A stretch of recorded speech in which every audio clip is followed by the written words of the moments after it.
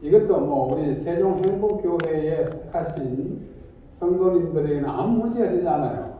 그런데 어떤 사람들은 이게 큰 문제예요. 교회를 뭐 박차고 나가는 그런 시비거리도 되고 또 교회를 비방하는 뭐 단초도 되기도 하고 굉장히 복잡한 문제입니다. 그러나 오늘 우리가 함께 연구함으로 여러분들이 이미 아무런 오해가 없었지만 더욱 튼튼한 믿음으로 나아가는 그런 출발이 되기를 간절히 바랍니다. 자, 잘 보입니까? 네. 오늘은 그리스도의 인성, 죄 있었나 없었나 이 문제를 한 번이라도 누가 이야기하는 걸 들어본 적이 있는 분은 손 들어보세요. 자주 했었습니다. 저희도 들어보셨어요. 예, 문제가 뭐냐면 예수님이 사람이 되셨습니다. 사람이 되셨는데 우리하고 똑같은 사람이냐? 또 다르면 무엇이 다르냐? 다르다면 예수님이 우리를 위해서 구주가 될 수 있나? 또 똑같다면 우리도 똑같이 될 수 있나? 이런 이제 복잡한 문제로 파급되는 그러한 주제입니다.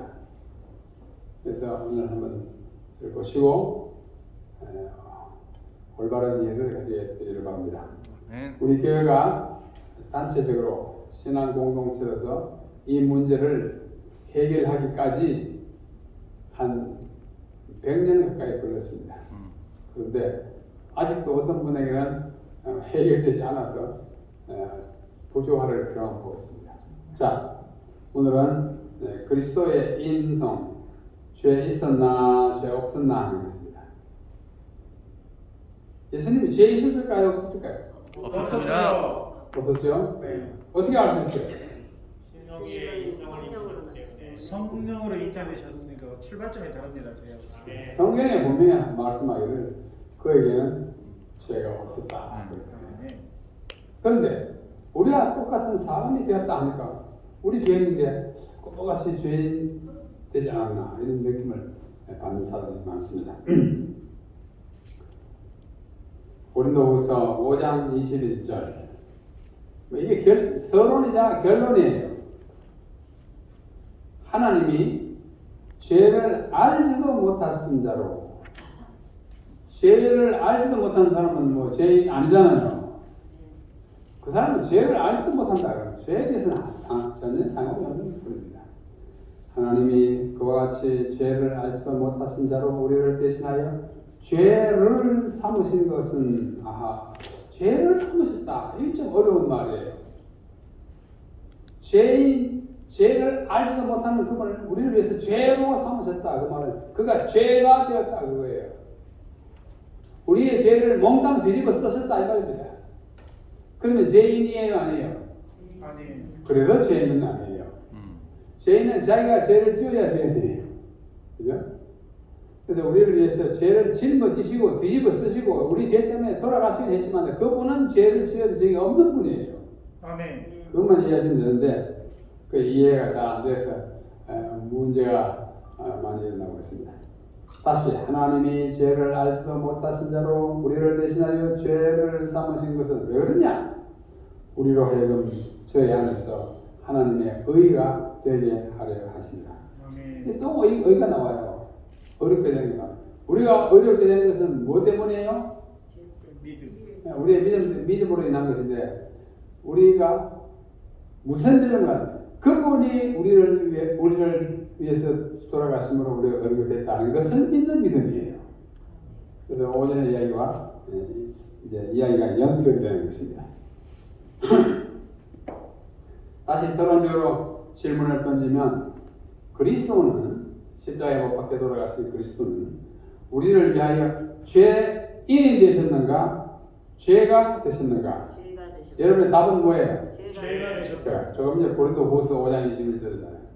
이렇게 생각하면 아주 간단해요. 그 간단을 유지하시기 바랍니다. 재림교의 역사를 조금 거슬러 올라갑니다. 제7회 하실 예수 재림교회는 태동한 지, 생겨난 지 약 100년이 되던 1950년대 중반까지 교리 또는 신조를 체계화하지 못했습니다. 그 말은 우리 교회의 교리는 이런 것이다 라고 책을 만들어내지 못했어요. 100년 동안이나. 거기에는 몇 가지 이유가 있습니다. 첫째, 너무나 많은 교파, 교단들이 자기들의 교리라고 하는 책을 내놓았어요. 우리는 이걸 믿는다. 이게 맞기도 하고 틀리기도 하고 그래요. 그런데 우리 재림교회도 이것이 교리다라고 내놓으면 뭐 그게 그거겠지. 사람들이 그렇게 취급하기 때문에 그렇게 취급당하기가 싫어서 우리는 교리는 이제 가르침의 이치잖아요. 이치. 성경의 가르침을 교리로 만들어 놓은 그런 조직 신학이라고 그래요. 신학에 여러 갈래가 있습니다. 뭐 성경 신학, 성경만을 위주로 공부하는 게 성경 신학이고, 그 다음에 교리 신학이 있어요. 그것을 교리로 따져가지고 만들어 놓은 그 어떤 신조를 교리 신학이라고 합니다. 그 교리 신학을 교의 신학이라고 해요. 리는 이치라는 이자이고, 다스릴 이자. 그 다음에 교의는 오를 의자입니다. 이 오를 의라는 이것도 교리를 좀 고급스럽게 얘기할 때 교의라고 해요. 그래서 교리학을 교의학이라고 합니다. 그런데 그 교의학 또는 교리학은 성경의 교리를 조직적으로 체계화해 놓기 때문에 이것을 조직신학이라고 합니다. 말이 이상하죠? 조직신학. 조직신학은 교리를 체계화해 놓은 그 시스템을 교리신학 또는 조직신학이라고 말해요. 우리가 조직신학을 가지지 않기를 100년 동안 하고 있다가 나중에 이제 만들게 됐는데, 그럼 너희들이 믿는 건 뭐냐? 물으면 뭐래요? 성경만 해봐. 우리 이거다. 구체적으로 뭐냐? 그걸 펴봐라. 그런 식으로 100년을 흘러왔어요. 오직 성경만이 우리가 믿는 신조이지, 사람들이 만들어 놓아가지고 교리를 체계화해가지고 거기에 뭐 철학도 들어가고 신학도 들어가고 역사도 들어가고 개인의 주장 들어가는 어떤 체계화된 인공적인 신조, 그걸 만들지 않았습니다. 다른 교회들이 하도 그것으로서 서로 분란이 됐기 때문에 그냥 오직 성경만을 믿는다 해가지고 성경을 질문을 해가지고 답하고 질문 답하고 이런 최대의 책에서 얻는 문답, 그 책 아시잖아요. 그게 우리 교회의 유일한 교리라는 교리책이었어요. 성경의 문제 삼고 문제를 만들고 그에 답하는 식으로. 그래서 오직 성경만이라는 구호를 사용하면서 성경의 가르침을 단순히 나열하는 식으로 백성을 가르쳐왔습니다. 오직 성경만, 그건 좋은 거예요. 마르틴 루터가 종교개혁을 일으키는 구호가 오직 성경만이에요. 솔라 스크립투라 라틴 말로 이렇게 나옵니다. 그러다가 1950년대에 들어서서 지금으로부터 70년 전입니다. 벌써. 저의 생전이에요. 저는 1940년대 초반에 태어났고 1950년대니까 제가 12살 됐을 때 우리 교회 안에, 그때는 제가 재림교회는 아닙니다. 우리의 큰 변화가 일어났습니다. 무슨 변화가 났냐면 두 분의 신학자가 나타났어요. 우리 교회는 아닌 신학자. 한 분은 이름이 도널드 G. 바른하우스라고 하는 사람이고, 또 한 분은 월터 R. 마틴이라고 하는 거예요. 우리 서양 사람들은 성을 끝에 쓰니까 바른하우스하고 마틴이라는 두 사람이 나타나가지고 제7회 한식을 예수 재림교회는 도대체 어떤 사람들이냐, 뭘 믿는 사람인데 사람들이 왜 자꾸 그 사람들을 이단이라고 하느냐라는 스스로 질문이 생겼어요. 좋은 질문입니까? 나쁜 질문입니까? 좋은 질문이에요. 재림교회 이 친구들 뭐 하는 친구들인지 한번 알아봐야겠다. 그래 알아봤어요. 바른하우스라고 하는 사람은 1950년대 미국에서 가장 인기 있는 기독교 잡지 이름이 이터니티, 파란 글자 있죠? 이터니티라는 영원이라고 하는 영어 단어인데 이 이터니티가 그 인기 있는 기독교 잡지의 제목이에요. 뭐 우리식으로 하면 시조, 교회지람 같은 그 제목이에요. 그 이터니티라고 하는 잡지의 발행인인 장로교회 목사였습니다. 근데 이 잡지가 얼마나 인기 있었냐고 하니 미국의 그 넓은 땅에 많은 잡지가 있는 가운데 매달 150만 부, 125만 부에 150만 부가 팔리는 잡지의 발행인이니까 굉장히 영향력이 있는 사람이 있어요. 그 사람이 세련교회를 오랫동안 바라본 거예요. 저 사람들이 안식일만 되면 교회 가고 11조 참 잘 바치고 많은 사람들이 또 서로 돕고 생활을 보이게 깨끗하고 뭐 술주정병이 하나도 없고 제목이 참 깨끗하고 좋은 교회인데 왜 이단이라고 그러지? 토요일 지키는 것이 이단의 요인이 될 수 있나? 토요일 지키는 사람이 뭐 한두 명이가 유대인들 다 토요일 지키잖아요. 의문이 생겼어요. 또 한 사람은 마틴이라고 하는 사람은 그 당시에 26살밖에 되지 않는 박사학위 논문을 쓰고 있던 침례교 교인입니다. 한 분은 장로교회 목사, 한 분은 침례교회 박사 학생. 이 두 사람이 안식일 교회 도대체 무슨 교회냐? 특히 마틴이라고 하는 이 젊은 학자는 재림교회에 대한 내용을 박사학위 논문으로 써야 되겠다고 연구하는 사람이었어요. 그래서 이 두 사람이 서로 이제 어울려가지고 자 우리 함께 재림교회 한번 탐구해보자 해가지고 대총회 찾아갔어요. 제7안식 예수의 최고의 기관인 대총회 찾아가지고 솔직하게 말했어요. 우리 두 사람이 재림교회 도대체 우리가 보기에는 별로 뭐 나쁜 교회 아닌데 사람들이 왜 그렇게 이단시하는지 한번 알아보고 싶고 진짜 이단인지 아닌지 또 우리가 보기에는 참 좋은데 그 좋은 것이 진짜 좋은 건지 솔직하게 대화를 나누자. 예수님께서 좋다고 했습니다. 우리가 스스로 나가서 전하기도 할 판인데 제발 걸어서 와가지고 알아보겠다니까 뭐 가슴을 막 활짝 열고 그분들을 맞이해가지고 그분들이 원하는 것들은 다 열어서 보여줬어요. 우리 교회 비밀 없습니다. 비밀 감출 부끄러운 거 하나도 없어요. 다 제공하겠다고. 그래가지고 이 두 분이 우리 교회 지도자들과 대화를 나눕니다.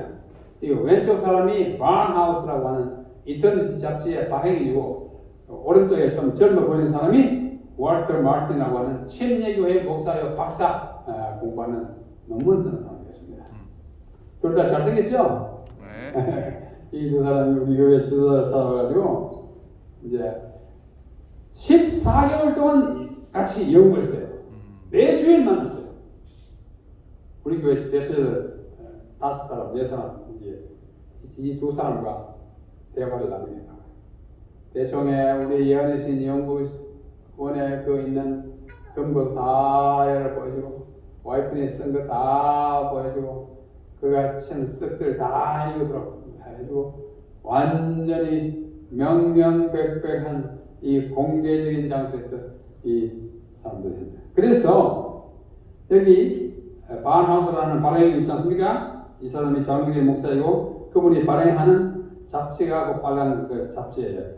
이터니티 앞에 이자가 조금 잘 안 보이지만 이터니티 그 잡지 이름이고 이분이 14개월, 1년 2개월 동안 우리 교회를 연구한 끝에 자기가 발행하는 이터니티라고 하는 잡지의 특집 1956년 9월호 이터니티에 재림교회를 연구한 그 내용을 발표하는 특집으로 다뤘어요. 특집 아시죠? 잡지가 매번 나오는데 그거에 특별히 다룬 기사 내용을 특집이라고 해요. 그 특집 기사의 제목이 뭐냐면 거기 뭐 이상한 여자 얼굴이 있고 그 약간 오른쪽에 보면 약간 삐뚤게 이렇게 해놓은 흰 바탕에 빨간 글자 있죠? 흰 바탕에 빨간 글자가 뭐냐면 왼쪽 위에 빨간 글자에 영어로 are Seventh-day Adventist Christians are Seventh-day Adventist Christians 그 말은 번역하면 오른쪽 밑에 제7일 안식일 예수 재림 교인은 그리스도인인가?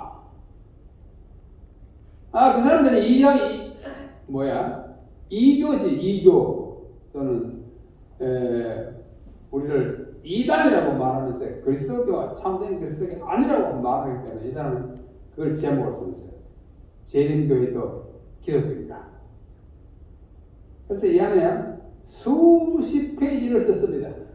재림교회를 알아보니 이렇게 말하는 것과 다르더라. 예수님에 대해서 그가 뭐 어쩌다 사람들이 따따보다 하는데 아니더라. 성령님에 대해서 뭐 어떻게 하는데 아니더라. 진실로 우리가 믿는 것과 똑같이 믿더라. 토요일을 지키는 것은 성령대로 믿기 때문에 그렇다. 우리 기독교 안에 뭐 토요일을 지키는 교단이 많이 있어요. 그것 때문에 이단이라고 하는 건 말이 안 된다. 진짜 그리스도인이고 우리와 똑같은 형제라는 걸 강력한 논쟁을 가지고 이다 특집을 다뤘어요. 그 결과는 엄청난 파장을 일으켰습니다. 125만 부나 150만 부나 팔리는 이 잡지 독자들의 이 기사를 보고 나서 야 우리 발행인 바하우스가 안식교한테 팔려 넘어갔네.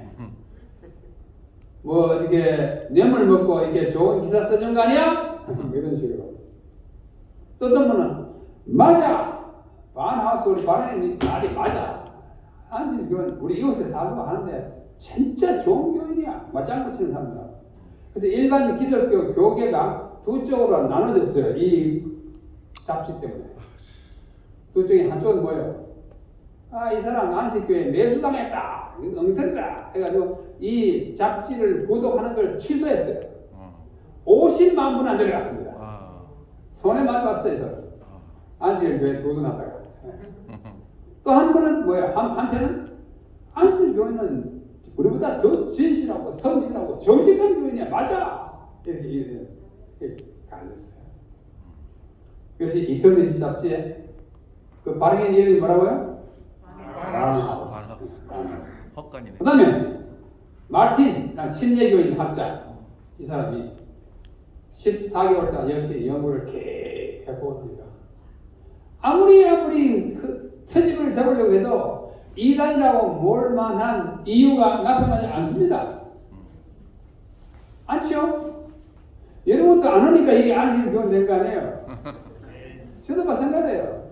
저는 안식일 교인 되기 전에 장로교였는데 장로교회 다닐 때 안식일 교회 이단이라는 얘기를 많이 들었어요. 그래서 안식교는 이단이다, 안식교는 이단이다 그러고 지나왔어요. 제가 고등학교 다닐 때 제 친구와 함께 대구 그 중앙교회 그 당시에 영남대라고 하는데 영남대 앞으로 이렇게 지나갔어요. 난 장로교회 다니는 친구이고 다른 친구는 뭐 교회 안 다니는 친구인데 한번 지나가다가 우리 영남 그 당시 대회 그 대구 중앙교회 간판이 있는데 이렇게 간판 이름이 제7일 안식일 예수 재림교 영남대회 대구 중앙교회 길어요 안 길어요? 엄청나게 길어요. 제7일 안식일 예수 재림교 영남합회 대구 중앙교회. 근데 친구예요. 야 대가 저 교회 뭐 이름이 왜 저렇게 기냐? 제가 뭐라고 대답할게요? 저 교회 이단 교회야. 왜? 제가 장로가 되면서 그렇게 배웠으니까. 안식교는 이단교. 그리고 지나갔어요. 그러고 나서 얼마 후에 한 1년이 아닌 후에 제가 침례받고 안식교에 됐어요. 그 다음에 그 중앙교회에서 여러 해 후에 제가 결혼식을 했어요. 바로 그 손가락질 하면서 이단이라고 그 교회 다니는 안 했어요. 왜 그래요? 안식교는 이단이라고 하는 이 딱지를 가장 철저하게 붙이는 나라가 우리나라예요. 그런 이유가 있어요. 자, 그 이유는 뭐 나중에 이야기하든지 하고, 이 마르틴이라는 사람이 14개월 동안 연구해가지고 박사학위 논문을 써서 박사학위를 받았습니다.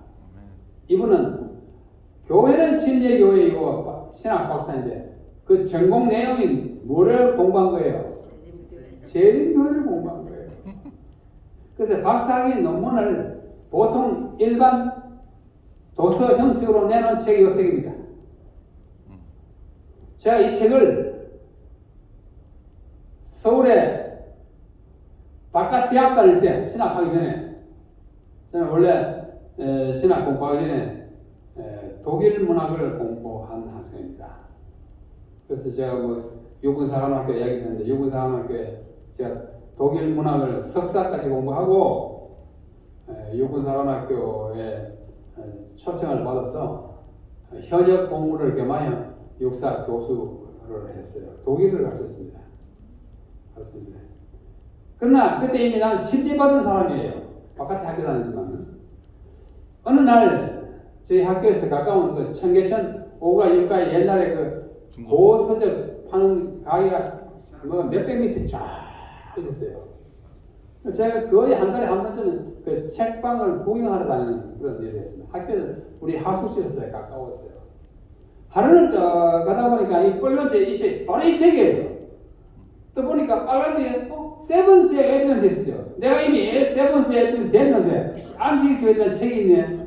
게다가 그 앞에 보니까 The Truth About Seventh Adventist. Truth. 제7일 안식 예수 재림교회 진리라는 이름의 책이 있어요. 그 이거 샀습니다. 그때 산 책이에요.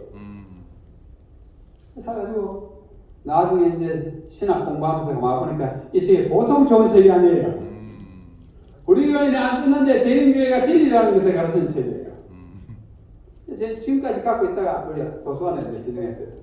그래서 사진 딱 찍고 제7일 안식 예수 재림교회에 관한 진리라는 책을 이걸 써가지고 마르틴은 박사를 받았고 이 책이 나중에 출판된 1956년에 미국의 유명한 기독교 출판사 잔더반 출판사에서 나왔습니다. 이 책이 나오므로 학계에 신학계에 재림교회에 대한 인식을 많이 개선시키는 책으로 봅니다. 참 좋은 책이에요.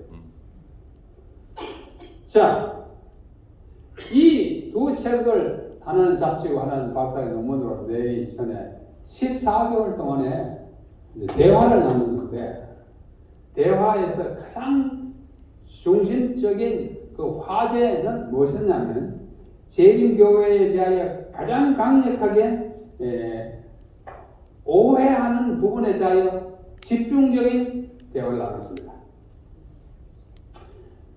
그래가지고 그 14개월 동안에 많은 문제를 해결했어요. 많은 우리 교회에 대한 오해를 다 해결하고 우리가 바깥에서는 우리에 대하여 이렇게 말하지만 우리는 우리에 대해서 이렇게 말한다니까 우리 말을 들어야죠. 그죠? 듣고 보니 그런데 참 오해하고 있구나. 다 오해하구나. 그래가지고 이제 책이 두 권 나오게 됐는데 하나는 방금 본 박사학위 논문을 책으로 낸 바깥 출판이고 또 하나는 우리 교회 안에 출판물이 하나 나왔어요. 그게 뭐냐면 이 두 사람과 우리 교회 대표자들이 나누면서 질문하고 답하고 질문하고 답하고 한 그 질문이 48개예요. 중요한 신학적 질문 48개예요. 그 중에 예수님은 인성을 썼는데 죄 있냐 없냐도 하나 글이 들어가 있어요. 바깥에서는 재림교회는 엘레나 와이스의 글을 보니까 죄인이라더라. 우리와 똑같은 죄인이라더라. 그렇게 가르쳤다고 바깥에 알려져 있어요.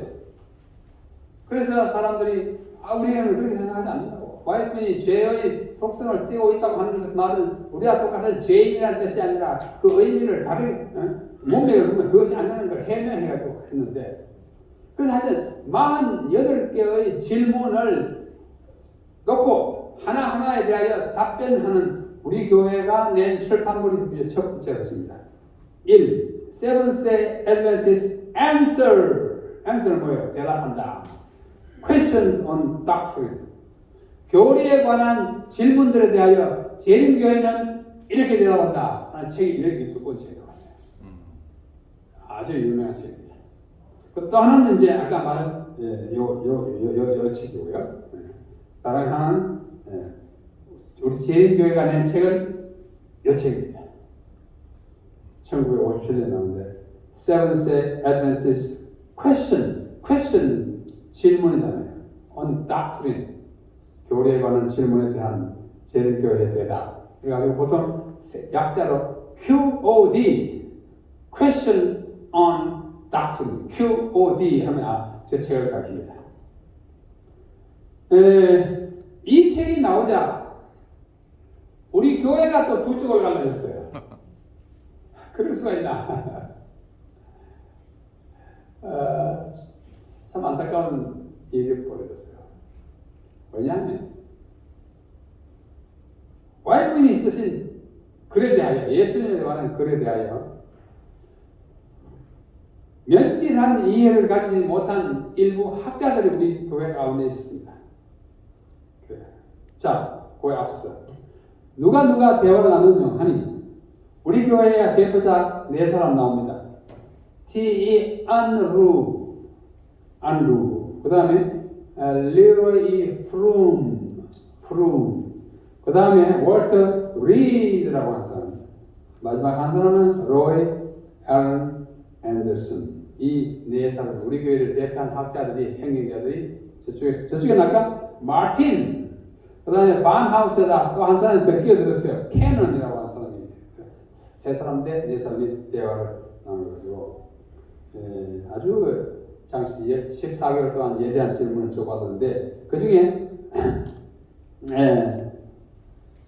가장 논쟁을 많이 벌인 주제가 이 네 가지입니다.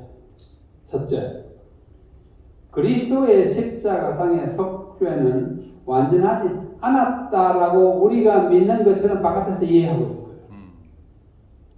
자, 예수님이 십자가에서 이루신 구원이 완전합니까? 안 합니까? 완전합니다. 완전해요? 단번에 이루셨네. 어떻게 알아요? 단번에 이루셨네. 다 이루었다. 다 이뤘다. 이렇게 믿어야 돼요. 다 이뤘다, 다 이룬 줄 알아야죠. 아멘. 그런데 사람들이 우리 교회에 자꾸 티를 잡아요. 왜냐하면 우리 교회는 뭘 가르치는 거 아니? 예수님이 부활하시고 성천하신 다음에 하늘에서 중국이도. 하늘에서 뭐 하세요? 하늘 성소를 하늘에서 중구사하세요. 그 이야기가 히브리서 같은 데 다 나타나 있는데요. 중보삼이 왜 필요하냐 이거예요. 다 이러다는데 무슨 중보가 필요하냐. 안식교인들 하늘에 뭐 중보 사업 한다는 글쎄 그 엉터리다. 그는 십자가에서 우리를 위한 속죄가 불완전했기 때문에 하늘에서도 계속 이루고 있다는 거 아니냐 이거예요. 말 돼요 안 돼요? 안 돼요. 말 돼요. 우리를 오해하면 그렇게 합니다. 그게 문제였고 둘째, 구원은 은혜이다 또는 믿음이다. 율법의 행위를 더하여야 이루어진다. 제가 오늘 아침에 말씀드렸죠? 네. 구원은 뭐로 이루어져요? 믿음으로 이루어져요. 믿음은 은혜로 이루어지는 거예요. 그런데 우리는 믿음을 가지고 구원을 받았지만 끝없이 애를 써요. 헌금 많이 내야 된다. 안식일 하루밖에 지켜야 된다. 건축 헌금 안 내면 벌 받을 것은 그런 믿음의 유형을 살아간다고 바깥 사람들이 우리를 그렇게 봅니다. 봐요. 그렇게 보여요, 안 보여요? 여러분 부인하겠지만 보여요. 저도 재림교회 되고 나서 보니까 재림교회 과정에 보니까 재림교회들이 음식을 너무 가려 먹습니다. 보니까 막 저는 장로교회에서 다 보니까 막 기가 차. 저렇게 안 먹으면 다 지옥가나? 저희는 아직도 장로교회에 머물러 있는 동안에 제 어머님이 장로교회 이제 집사이고 같이 집사를 지내던 분들이 재림교회로 나가가지고 재림교회 집사가 돼가지고 어느 날 과거에 장로교회 동료인 저희 어머니를 방문해서 우리 집에 오셨어요. 그리고 우리 어머니는 나가신 분 한 여집사 한 4사람이 같이 왔는데 뭐 차리기 없는데 밥상을 차려가지고 그 다음에 밥을 이렇게 뜨고 그 당시에 아주 가난해가지고 반찬이 뭐 있겠습니까? 뭐 멸치 조림 같은 거 하나 있고 하나는 뭐 그냥 김치 그런데 놓고 그 김치하고 밥하고 먹는 거예요. 그래서 그 중에 한 여자 조금 연세 많은 여집사님이 저희 어머님과 어머니가 키우는 저희 삼형제를 위해서 기도를 아주 간절히 드린 다음에 식사를 막 시작하면서 그 집사님, 저는 그때 중학교 3학년이었어요. 저희 어머니가 황씨인데 황 집사님 냉수 한 그릇 떠다 주세요. 그래요. 아, 목이 많아서 그러나 보다. 그래서 어머니가 부엌에 나가서 냉수를 이제 사발까지 가져왔어요. 그랬더니 장로교회 다니다가 재림교회 가신 그 여집사님들이 밥을 먹기 시작하는데 그 빨간 김치를 차례차례 그 물에다가 빨래해가지고 잡수더라고요. 헹궈가지고. 제가 대구 살았는데 대구 사람들 특별히 좀 맵게 먹습니다. 그 김치 짠지 얼마나 짠지 몰라요. 맵고. 그래서 밥과 함께 그 씻은 김치를 이렇게 가지고 먹고 하는 걸 보고 어린 중학생의 마음에 기가 딱 찼어요.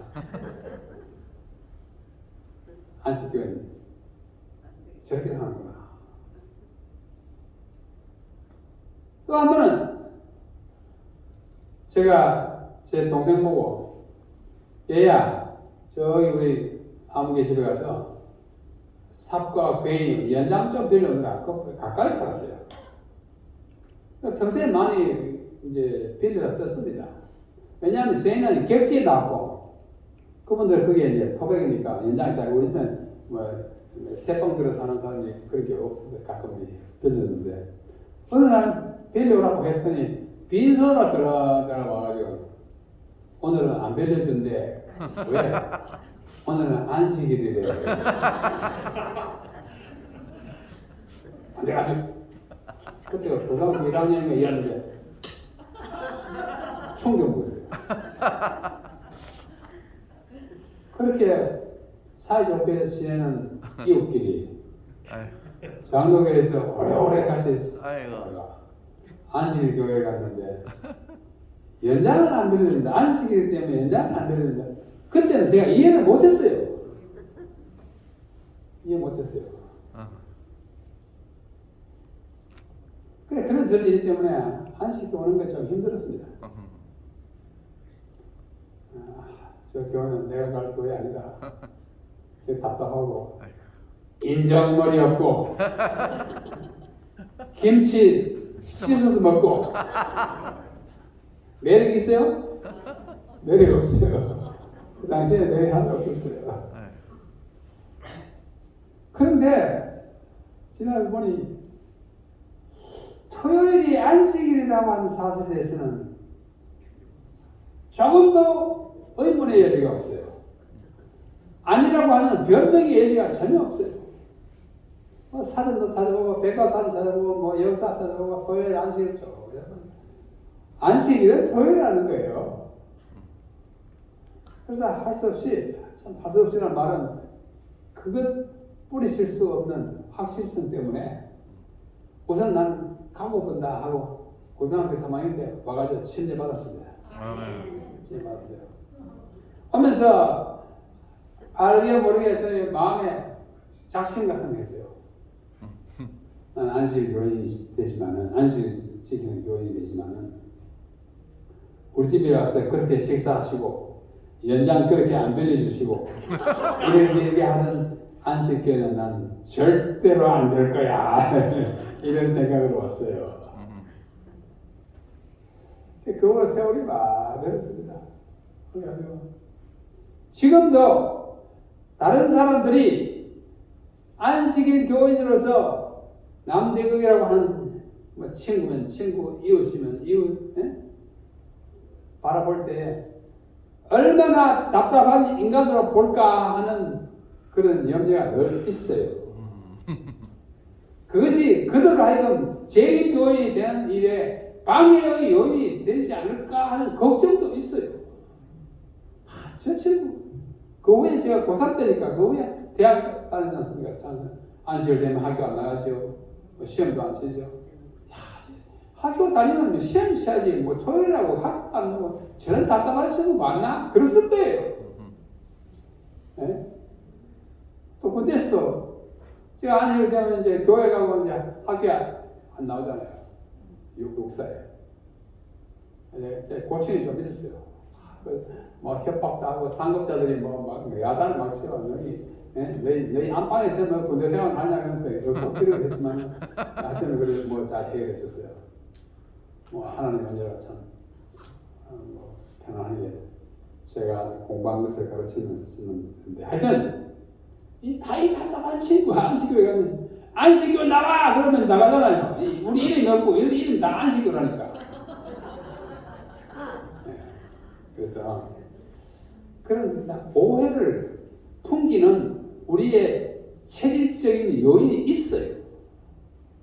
바깥에서 우리를 어떻게 봐요? 구원은 은혜에다 율법의 행위를 더해서야 이루어진다고 너희들 믿고 살아가지 않느냐 이거예요. 우리는 대답해야 돼요. 그거 아니다. 잘 설명해야 돼요. 우리가 안식을 지키는 것은 구원을 얻기 위함이 아니라 구원을 얻었기 때문에 순종하는 거다. 아멘. 그런 거 다 설명합니다. 셋째, 예수 그리스도는 영원 전부터 계신 하나님이 아니라 피조된 존재이다. 맞다, 틀렸다. 틀렸다. 틀려도 보통 틀린 게 아니고요. 이렇게 믿는 교단이 있어요. 어느 교단인지 아세요? 여호와의 증인. 여호와의 증인은 이렇게 생각합니다. 여호와의 증인은 예수님을 하나님으로 생각하지 않습니다. 하나님 생각하지 않아요. 이 땅에 태어난 피조물이라고 생각합니다. 우리는 절대로 그걸 인정하지 않습니다. 여호와의 증인처럼 믿는 것으로 오해한 것을 풀어줬어요. 넷째, 이게 이제 오늘의 주제와 관련된 것입니다. 예수 그리스도는 성육신, 성육신을 막 아시죠?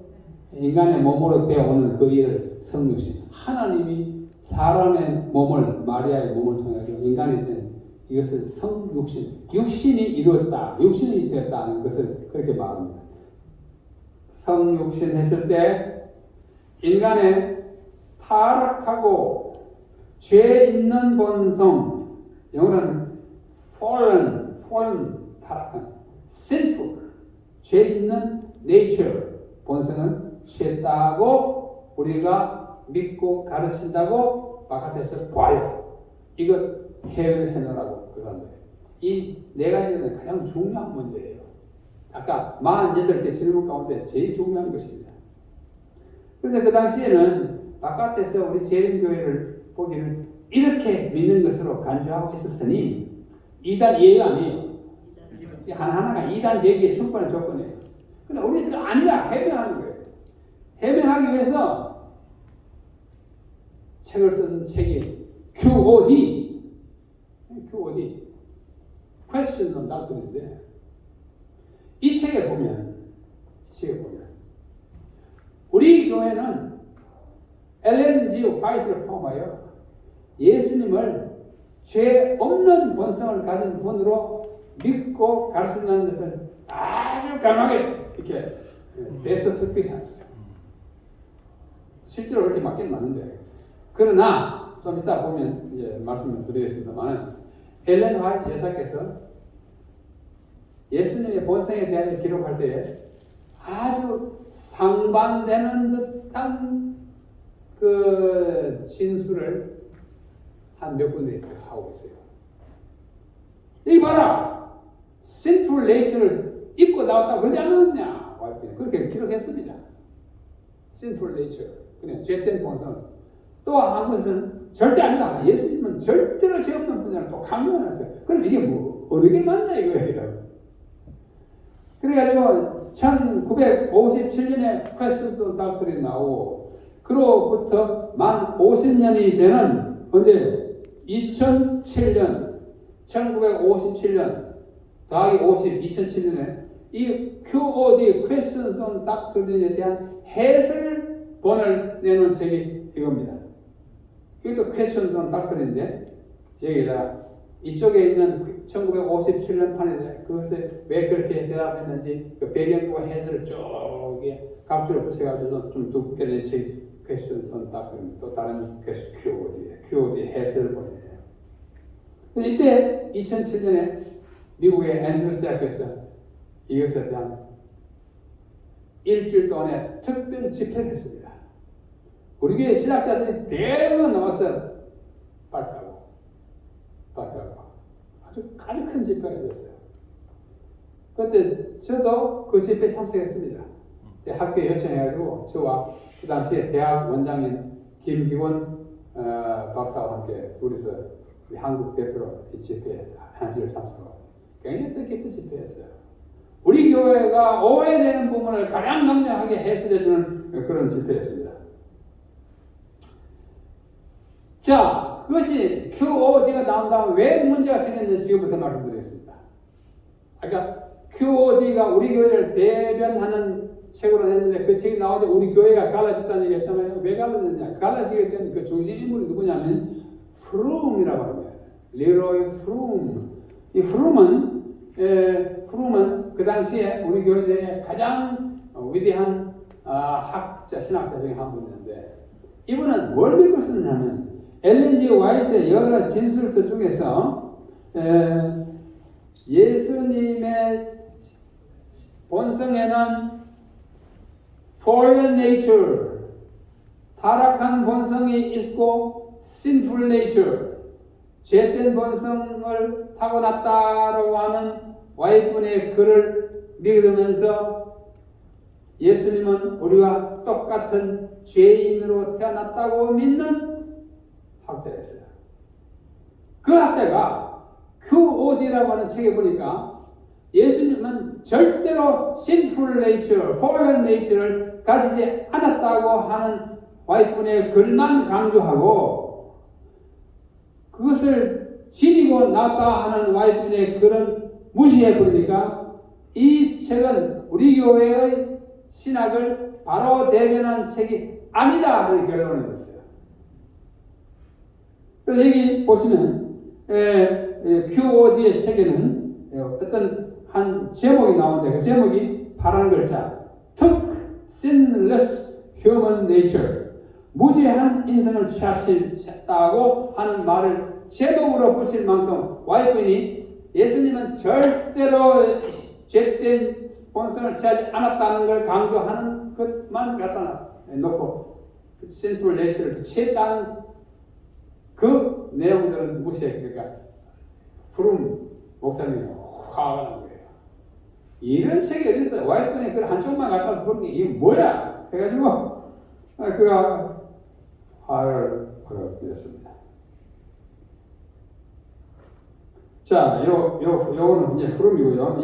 이 프룸은 굉장히 우리 교회를 잘 두둔하고 하는 그런 사람이었고 제가 조금 전에 드린 말씀은 그 프룸이 아니라 앤드리어스라는 사람, 다른 사람이에요. 자, 이 사람은 우리 교회를 대변해서 좋은 신앙을 많이 발표했는데 뭐 보혜사의 강림, 우리 선조들의 예언적 신앙, 숙명의 운동 이런 책들 좋은 책을 내신 분인데 이것이 나와가지고 와이프인의 죄된 본성을 입었다고 하는 예수님의 이야기를 무시했다고 하는 반대를 일으킨 사람은 여기 앤드리어스인데 빨간 글자 있죠?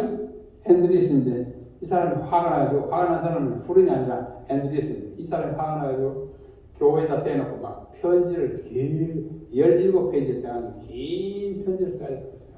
대총회에다 보내고 미국에 있는 여러 지역교회에다 막 보내가지고 이 QOD라고 하는 제일 나쁜 식이라고 해요. 왜 나쁘냐? 와이프인이 우리의 죄된 본성을 타고났다고 했는데 본성을 타고나지 않았다고만 가르치니까 이 책은 우리 교회 신학을 잘 대변한 책이 아니라고 막 공격하는 글을 써가지고 보냈습니다. 그래서 우리 교회에 그 당시에 QOD를 만든 사람들의 신학을 신신학이라고 하고 있어요. 신신학이 얼른 들으면 좋은 신학 같으면 날라리 신학이에요. 새 신학은 새 신학인데 와이프인의 글을 떠난 신학이라고 막 공격하는 그런 타이틀과 신신학. 이 사람이 앤더슨입니다.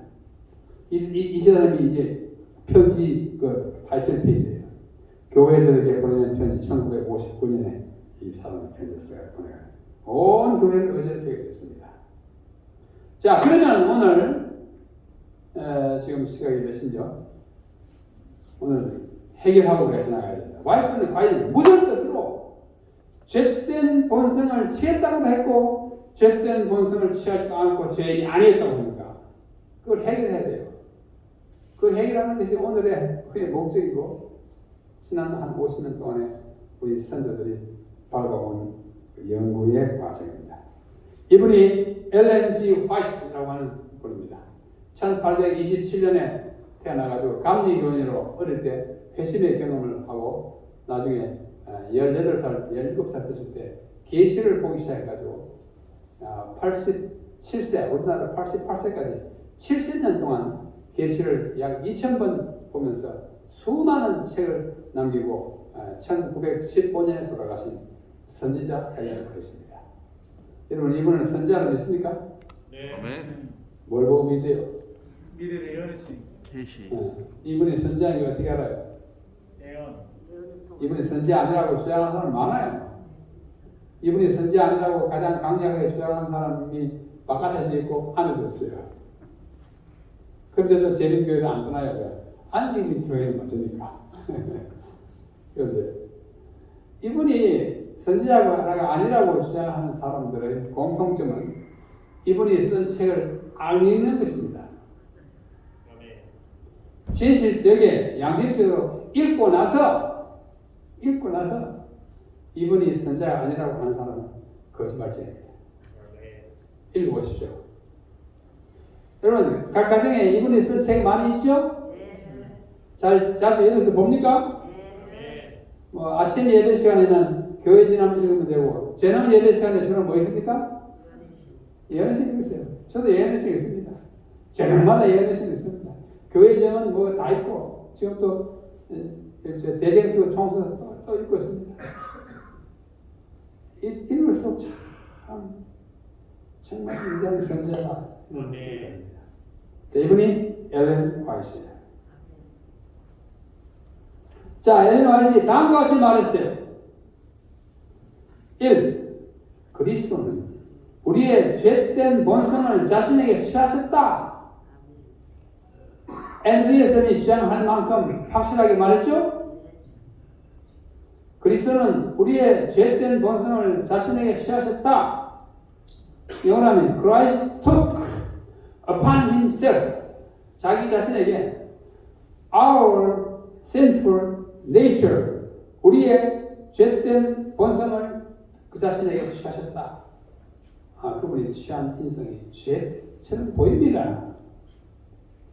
2번 그분은 예수님은 죄로 인하여 퇴보하고 더럽혀지고 그리하여 타락하고 고통당하는 인성을 그 자신에게 취하셨다. 여기는 뭐 죄된이라는 말은 없지만도 뭐예요? 그 대신에 죄로 인하여 퇴보하고 더럽혀지고 그래서 타락하고 고통당하는 인성을 그 자신에게 취하셨다. 이 두 진술을 보면 화이트 예사는 그리스도가 죄 있는 인성을 가졌던 것으로 믿은 것처럼 보입니다. 그래요, 안 그래요? 안 그래요? 그랬다고 말하니까 좀 죄송스러워요? 아니에요. 누가 봐도 와이프는 예수님이 취하신 인성이 죄된 인성이었다고 믿은 것처럼 보여요. 그런데 1번과 2번은 약간 뉘앙스가 다릅니다. 1번은 죄된 본성을 죄다 그랬고 2번은 죄의 결과로 퇴보하고 더럽혀지고 연약하고 고통당하는 인생을 찾았다. 이렇게. 사실은 2번이 더 좋은 진술입니다. 자, 하여튼 죄 있는 본성을 취한 것처럼 이해했던 것으로 보이는 진술을 이렇게 했어요. 자, 또 다른 진술 봅시다. 1번 사람들 앞에 그분을 예수 그리스도를 죄의 성향을 지닌 사람으로 제시하지 말라. 죄의 성향을 지닌 것처럼 그리스도를 제시하지 말라. 그렇게 말했어요.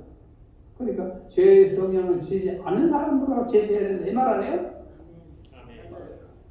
2번 우리는 그리스도의 인성에 완전한 무죄함에 관하여 한 톨의 의심이나 오해도 가져서는 안 된다. 아멘. 이게 뭐예요? 그분의 인성에는 죄가 절대로 없다.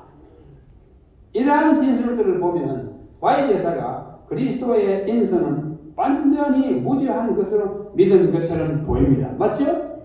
맞아요. 그러니까 앞에 있는 이 두 진술과 뒤에 있는 이 두 진술을 좀 어떻게 해요? 상충하는 것처럼 보이죠? 이게 왜 상충하냐? 선지자라면 이렇게 서로 반대되는 이야기를 안 했었는데 이게 무슨 뜻이, 무슨 곡절이 있느냐 이거예요. 이 곡절을 밝혀내는데 한 50년이 걸렸어요.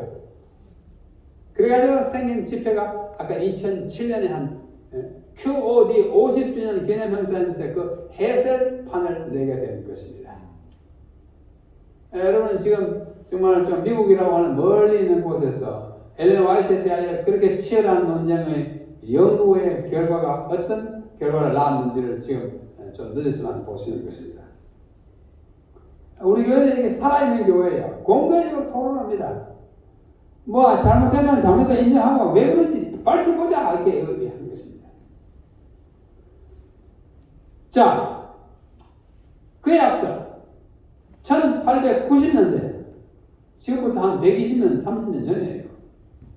1890년대까지 이 문제는 재림교회 안에서 전혀 문제가 되지 않았습니다. 죄 있다 없다에 대한 논란이 없다가 그리스도의 인성 문제를 처음으로 공론화한 사람이 누구냐면 E.J. 웨그너라고 하는 사람이에요. 이 아주 청년 학자로서 그 당시에 아주 말빨이 세던 사람입니다. 이 웨그너가 영문 시조 1889년 1월 21일자에 기사를 썼어요. 이 기사에서 웨그너는 그리스도가 다른 모든 아이들과 같이 죄된 경향들, 영어로 sinful tendency를 가지고 태어났다고 주장했어요. 웨그너는 예수님 우리가 다른 아이들과 같이 죄된 성향을 지니고 났다. 그 다음에 1895년에 이 사상은 웨그너 뿐만 아니고 존스, 그 다음에 프레스콧 같은 젊은 학자들이 가르치는 교리의 중심이 동지를 얻은 것입니다. 웨그너가 먼저 얘기하고 그 다음에 존스, 프레스콧 같은 사람들이 맞다. 와이프도 그랬잖아. 죄된 본성을 태어났으니까 우리 인간과 뭐 영식이나 순이나 똑같이 예수도 그런 죄된 본성을 태어났어. 인간의 내면은 그거잖아. 그래 생각했어요. 그래가지고 막 공론화하는 사람, 이 사람이 웨그너입니다. 웨그너 좀 오래된 사진이죠. 100년. 그 다음에 이 사람이 존스예요. 이 존스는 참 통원의 사람입니다. 존스에 대한 그 책이 나와 있어요. 우리 시어사에서 나온 책이 있습니다. 제가 그 책 다 읽어봤어요. 존스가 참 예리하면서도 겁도 많고 깊이 연구하면서도 자존심이 많아요. 삐뚤어 나가기도 하고 그런 사람이에요. 하여튼 예수는 우리 인간과 똑같은 죄된 본성을 가지고 또 프레스카트라는 사람이에요.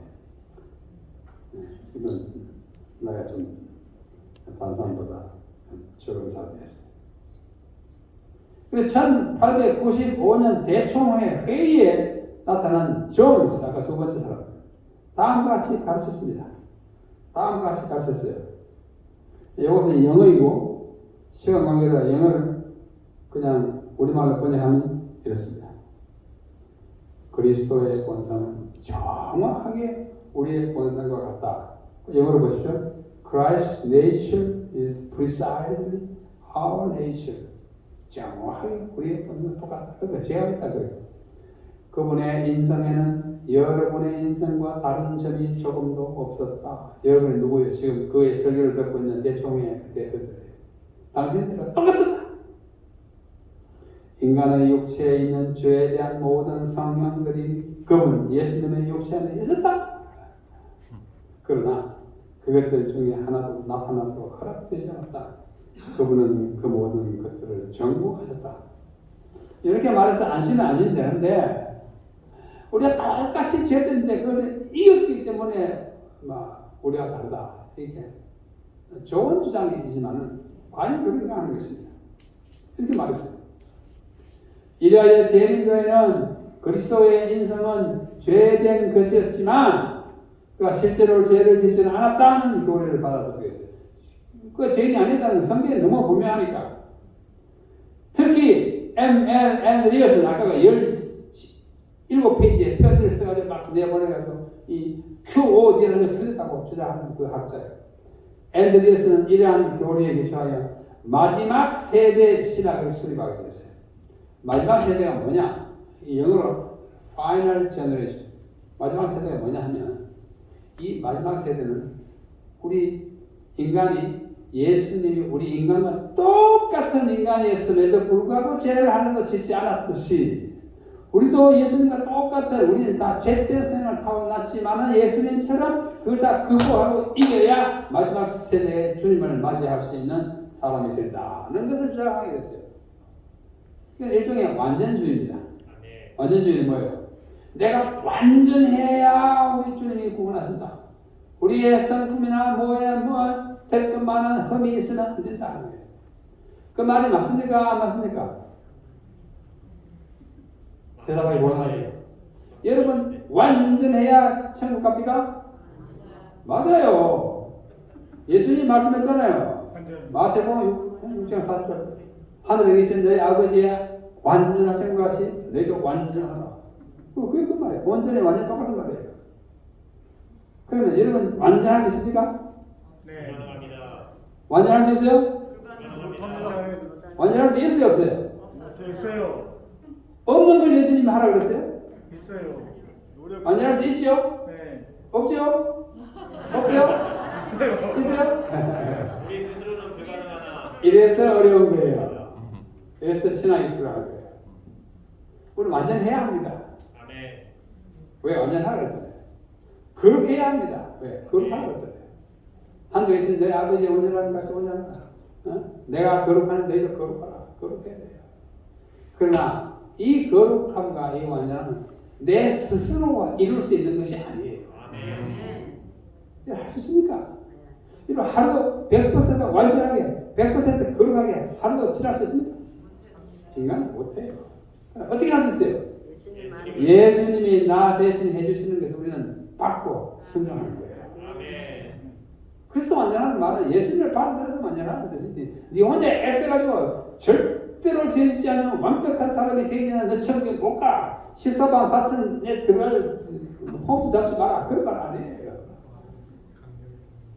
여러분, 믿음은요 단순한 것입니다. 예수님을 받아들이고 내 부족함에도 불구하고 제가 좋아하는 성경 말씀 가운데 하나가 잠언 24장 16절입니다. 잠언 24장 16절. 의인은 7번 넘어질지라도 다시 일어납니다. 아멘. 악인은 넘어졌다가 그다음에 일어났다는 말이었어요. 거꾸로서 그냥 잠깐. 의인과 악인의 차이는 뭐예요? 일어나는 거. 아 맞아. 일어나면 의인이고 안 일어나면 악인이고. 예? 여러분 교회에 나오는 것은 일어났다는 증거예요. 예? 내가 죄를 지었구나. 아이고 하나님 앞에 비전스럽다. 이래가지고 내가 어떻게 천국 가서 에라 때려치우자. 이건 악인이에요.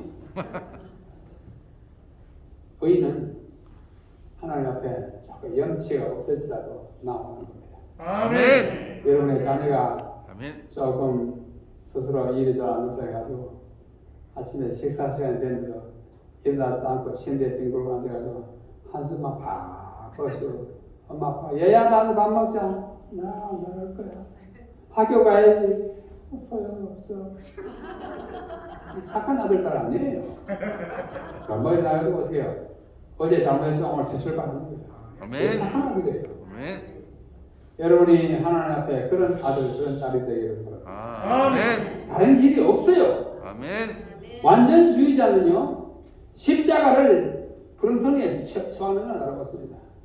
십자가가 왜 필요합니까? 내가 못하니까 십자가가 생각하신 거예요. 아멘. 내가 완전해가지고 성령의 도움도 없이 중보도 필요 없이 예수님이 도움도 필요 없이 내가 완전해야 구원했지. 마지막 세대 파이널 제너레이션처럼 그 주장처럼 내가 흠도 없고 티도 없고 그런 존재한 존재고 거룩해야 구원을 얻는다 하면 여러분 싹수가 놀았습니다. 그럼 방법이 뭐냐? 예수님 의지하는 거예요. 아멘. 죽어도 예수님 붙들고 죽어도 왜요? 아멘. 그게 믿음입니다. 네. 한번 따라하십시오. 의인은 의인은 7번 넘어질지라도 7번 넘어질지라도 다시 일어나려니와 다시 일어나려니와 아무리 떨어도 빨딱 일어나는 그 있어요. 그 뭐요? 오뚜기. 에? 오뚜기. 오뚜기. 제가 보기에 오뚜기가 제일 의인이에요.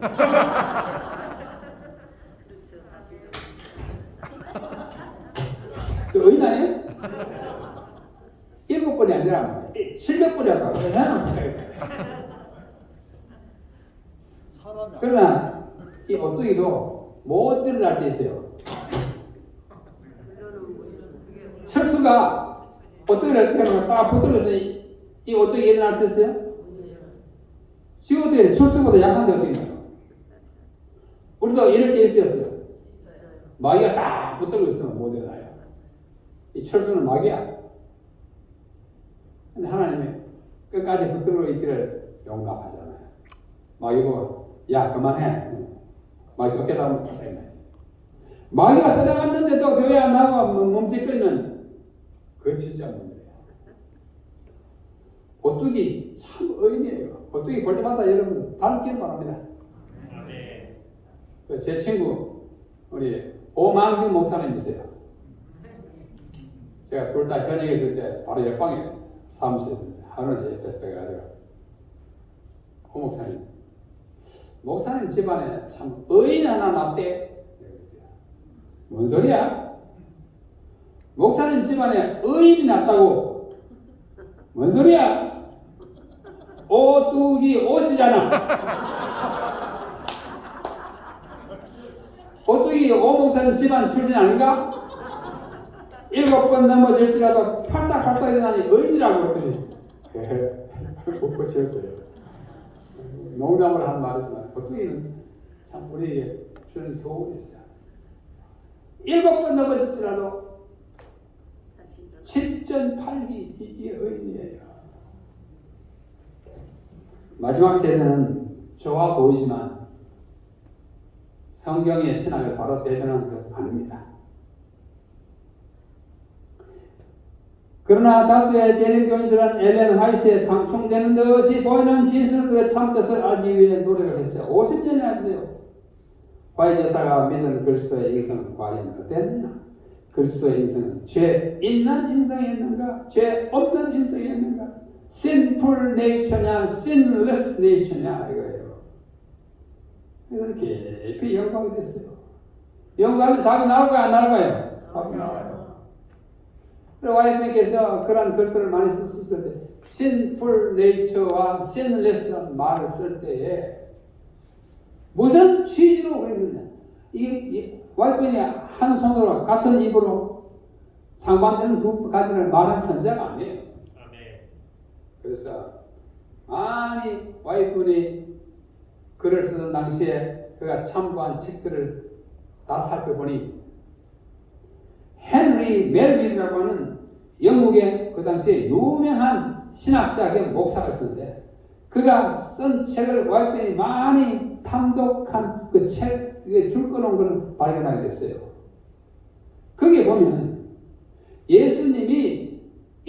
취하실 때 죄 있는 인성이냐 없는 인성에 대하여 헨리 멜빌이 한 사상이 발견됐습니다. 그것을 와이프인이 참조한 사실을 알게 됐어요.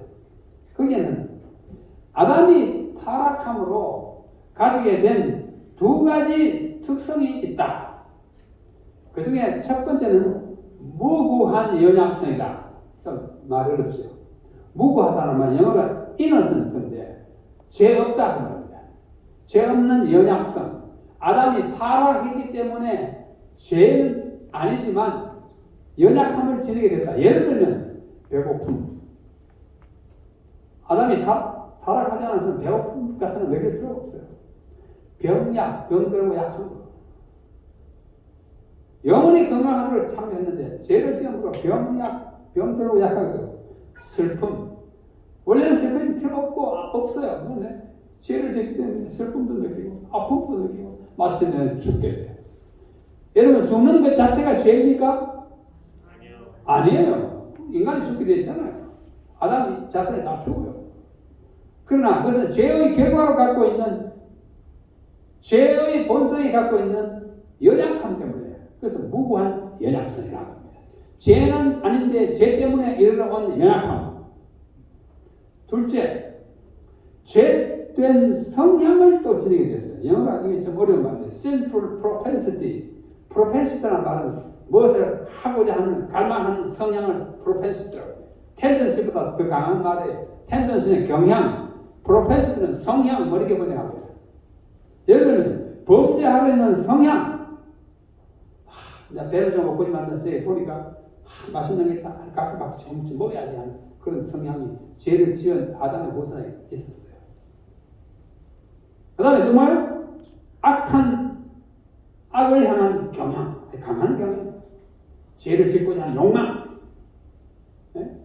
아름답고 젊은 여성을 보면 성욕을 막 충족시키려고 하는 그런 욕망.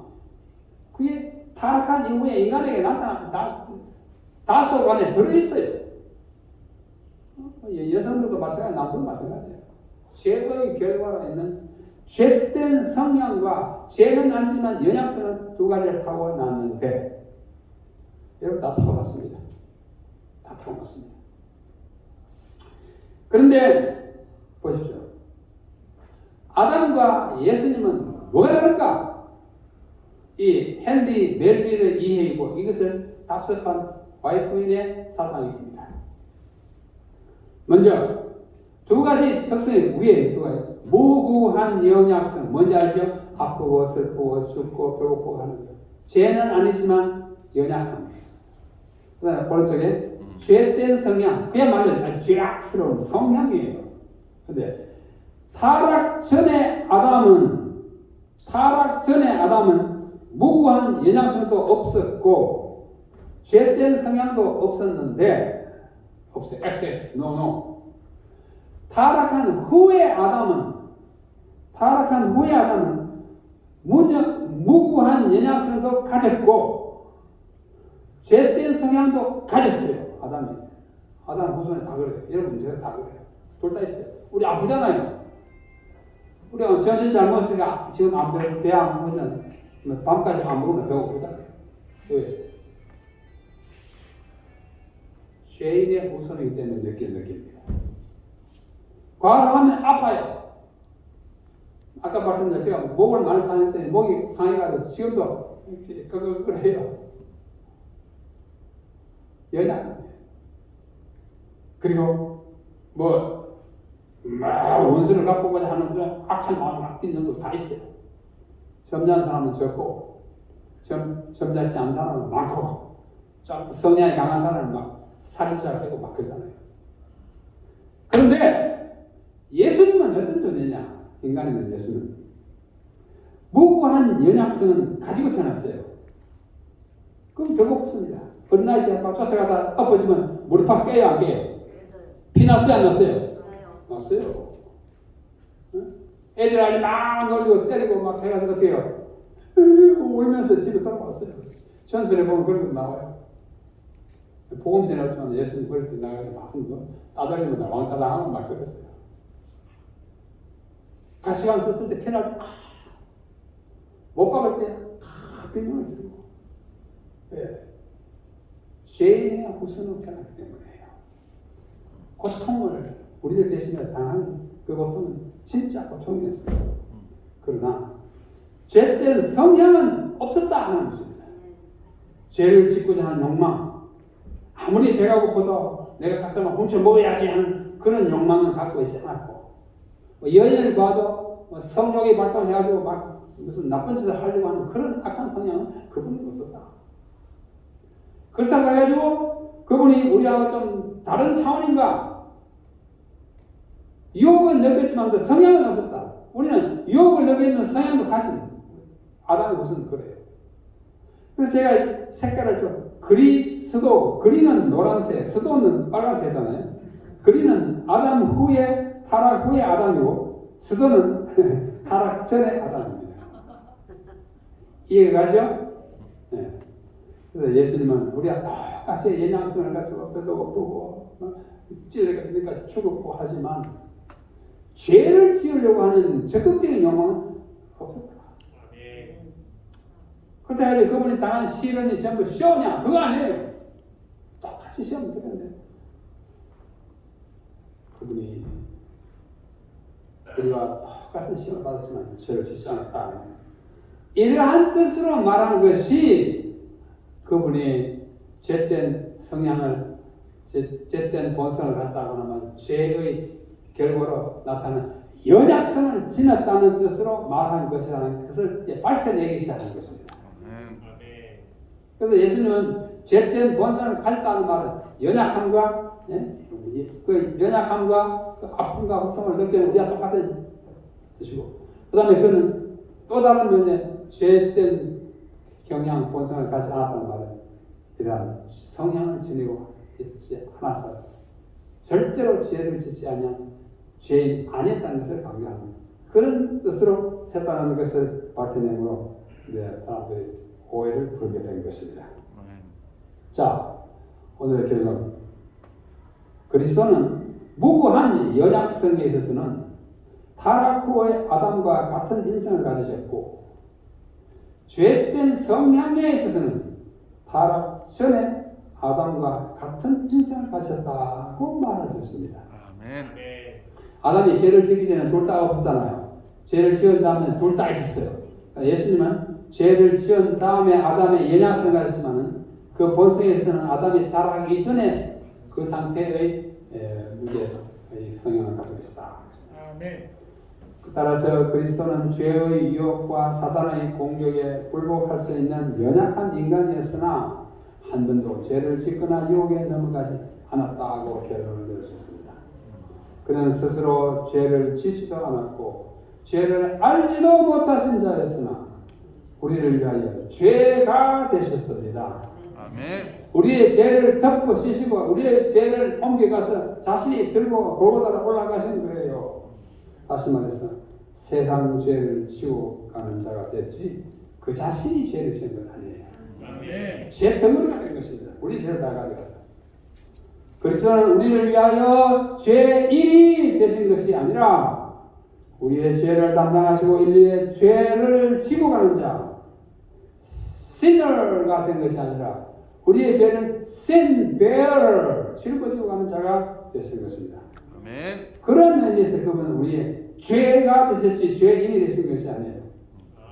다시 한번 서두에 있는 말씀. 하나님이 죄를 알지도 못하신 자로 우리를 대신하여 죄를 삼은 죄인이 되게 하신 것이 아니라 죄를 삼으신 것은 우리로 하여금 죄 안에서 하나님의 의가 되게 하려 하심이라. 우리가 하나님의 의를 얻기 위해서 그분이 죄를 졌기 때문에 그 때문에 우리는 의인이 되는 것이고 완전하게 되는 것이고 거룩하게 되는 것입니다. 아멘. 이 말씀은 하나님이 죄인이 아닌 분을 죄인처럼 다루었다는 의미입니다. 21절에 진술된 진리는 성경 전체에서 매우 심오하고 의미심장한 진리 가운데 하나이다. 이 구절은 완전 무결하게 죄가 없는 그리스도, 그분의 희생의 대속적인 속성, 그리고 그분을 통한 죄에서의 자유를 선언함으로 구속의 계획을 요약하고 있다. 우리 제1개 성경 주석 제 12권 420페이지에 있는 것입니다. 아멘. 자, 작년 저녁에 나온 책, 아주 좋은 책이 하나 있습니다. 재림교회 교리 신학 핸드북. 이 책 혹시 가지신 분 있습니까? 우리 행복교회 교우님들 한 권도 안 사셨구나. 하나씩 다 사십시오. 우리 전임 지역사 사장님들이 계신데 이 책이요. 왼쪽에 있는 영어를 번역한 책이 오른쪽에 하얀 책이에요. 이 책 그야말로 우리 교회 조직 신학입니다. 교리 신학입니다. 재림교회 그걸 피하려고 했는데 피하다 보니까 일이 안 돼. 다시 교리 책을 만들었습니다. 이것이 나온 지 좀 열흘됐지만 우리말로 그렇게 번역됐습니다. 그 오른쪽에 번역한 사람들 이름이 쭉 나옵니다. 20명이 번역했어요. 제가 이 책을 20인역이라고 합니다. 20인역이다. 이 책 제5장에 보면 다음과 같은 부분. 제5장의 제목은 그리스도의 위격과 사역이에요. 이 책 좀 비싸지만 우리 목사님 통해가지고 단체 구입 한번 하십시오. 시사사 전임 사장님이 주문하면 좀 할인해 주시려나? 목사 참 좋은 책입니다. 지금부터 한 20년 전에 성경 주석을 번역할 때 우리 교회 목사들과 교수들의 그 영어 실력보다는 지금 번역한 사람들의 실력이 훨씬 낫습니다. 저는 성경 주석 전 총책임도 제가 적고 이 책도 총책임을 제가 적기 때문에 그 영문 번역하는 거 제 일이 이 책 번역하는 게 다 알겠습니다. 다른 분이 번역하는 거 다 알겠어요. 그때보다 참 잘했습니다. 많이 발전했어요. 참 좋은 책이니까. 자, 이 책 5장에 보면 다음과 같은 부분이 나옵니다. 201쪽이에요. 그분은 예수님은 죄 있는 육신의 모양으로 오셨다. 그분은 타락한 상태의 인성을 그 연약성 및 결함과 더불어 취하셨으며 연약한 그대로 취하셨어요. 또한 죄의 결과도 함께 지니고 계셨다. 하지만 그분은 죄는 없으셨다. 그분은 죄를 빼고는 다른 사람들과 똑같은 진정한 사람이셨다. 죄가 없으셨으므로 저는 사탄은 내게 관계할 것이 없다고 말을 할 수가 있었습니다. 예수께서는 4000년 동안 죄로 인해 연약해지고 퇴화되긴 하였지만 그럼에도 여전히 순결하고 흠이 없는 인성을 타고 태어나셨다. 요한은 그에게는 죄가 없느니라. 요한 1:3장 하고 기록합니다. 참 잘 기록하고 있습니다. 또 이어서 예수의 무죄하심에 대한 성경의 일관된 증언이 그분에게 죄 지을 가능성이 없어서를 의미하는 것은 아니에요. 죄를 지을 수 있었어요. 그러나 짓고자 하지 않았어요. 사실 성경은 우리에게 하나님은 악을 행하지 않으시면 또한 시험을 받으실 수도 없다고 말하고 있습니다. 야고보 1장 3절. 하지만 사람이신 예수께서는 죄를 짓지는 않으셨지만 죄 지을 가능성을 갖고 계십니다. 죄 지을 가능성이 없으면 우리의 구주가 될 수 없어요. 그냥 로봇가 아니에요. 예수는 다 이기는 거예요. 그래서 우리도 그분 저 이길 수는 있지만 우리가 꼭 우리 자신이 이겨야 못 받는 거 아니에요. 그분이 대신 이기셨으니 그걸 받아들이면 우리가 못 받는 거예요. 그러니까 그분이 쉬워요. 얼마나 참 큰 진리죠. 그 다음에 그리스도의 인생과 완전주의라는 책도 나왔어요. 참 좋은 책인데 하여튼 자 그리스도는 무죄한 분으로서 인간의 죄를 담당하시고 sin bearer가 되셨고 우리의 죄의 형벌을 대신 받음으로써 우리가 하나님의 의가 될 것이다. 그분은 죄인이 아니지만 우리의 죄가 되셔서 우리의 죄 책을 지고 가시는 분입니다. Christ was not a sinner, but became sin or sin bearer for us. 그건 죄인이 아니었습니다. 그러나 우리를 위해서 죄가 되시고 죄를 짊으신 자가 되셔가지고 우리를 위해 돌아가시겠습니다. 이상으로서 예수 그리스도의 인성이 죄 있었냐 없었냐에 대한 강의를 마칩니다. 여러분 이해하셨습니까? 네. 질의, 성문이 올바르게 이해했죠? 네. 목사님 좀 질의가 있으면 질문이 네. 있으면 좀. 어디 가서 제가 하지 않은 말씀을 하면서 남 목사가 그러더라 그러지 마시기 바랍니다. 혹시 질문 있으시면 질문이 있으시면 큰 소리로 질문해 주시기 바랍니다. 일단 죄가 있었다면은 우리 죄를 짊어질 수 없는 거잖아요. 예수님께서 죄가 만약 있었다면은 우리 죄를 대속할 수 없었을 것이다. 마스크를 끼고 말씀하셔야죠. 제가 잘 못 알아듣겠어요. 가까이 오셔가지고 보세요. 제가 죄송하지만 나이 탓으로 청력이 좀 떨어지지 않는데 겁니다. 예.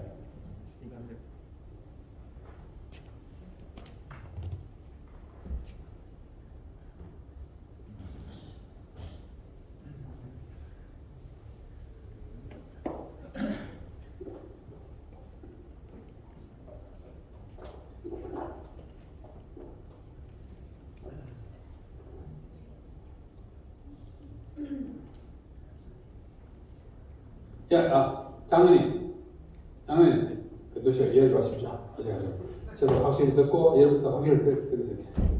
자, 질문 여기 하십시오. 앞에 와서 질문을 처음. 제 생각에 좀 말씀을 들으면서 느꼈던 점은 예수님이 죄가 있었다면은 우리 죄를 대속할 수 없는 그 상태. 그 다음에 예수님께서도 죄를 저지를 가능성이 있으니까 사탄이 시험했을 거예요. 돌이 떡덩하게 되었어요. 또는 겟세마네 동산에서 예수님의 그 십자가의 사역을 방해하고 또 포기하게 됐죠. 근데 그건 다 있어요.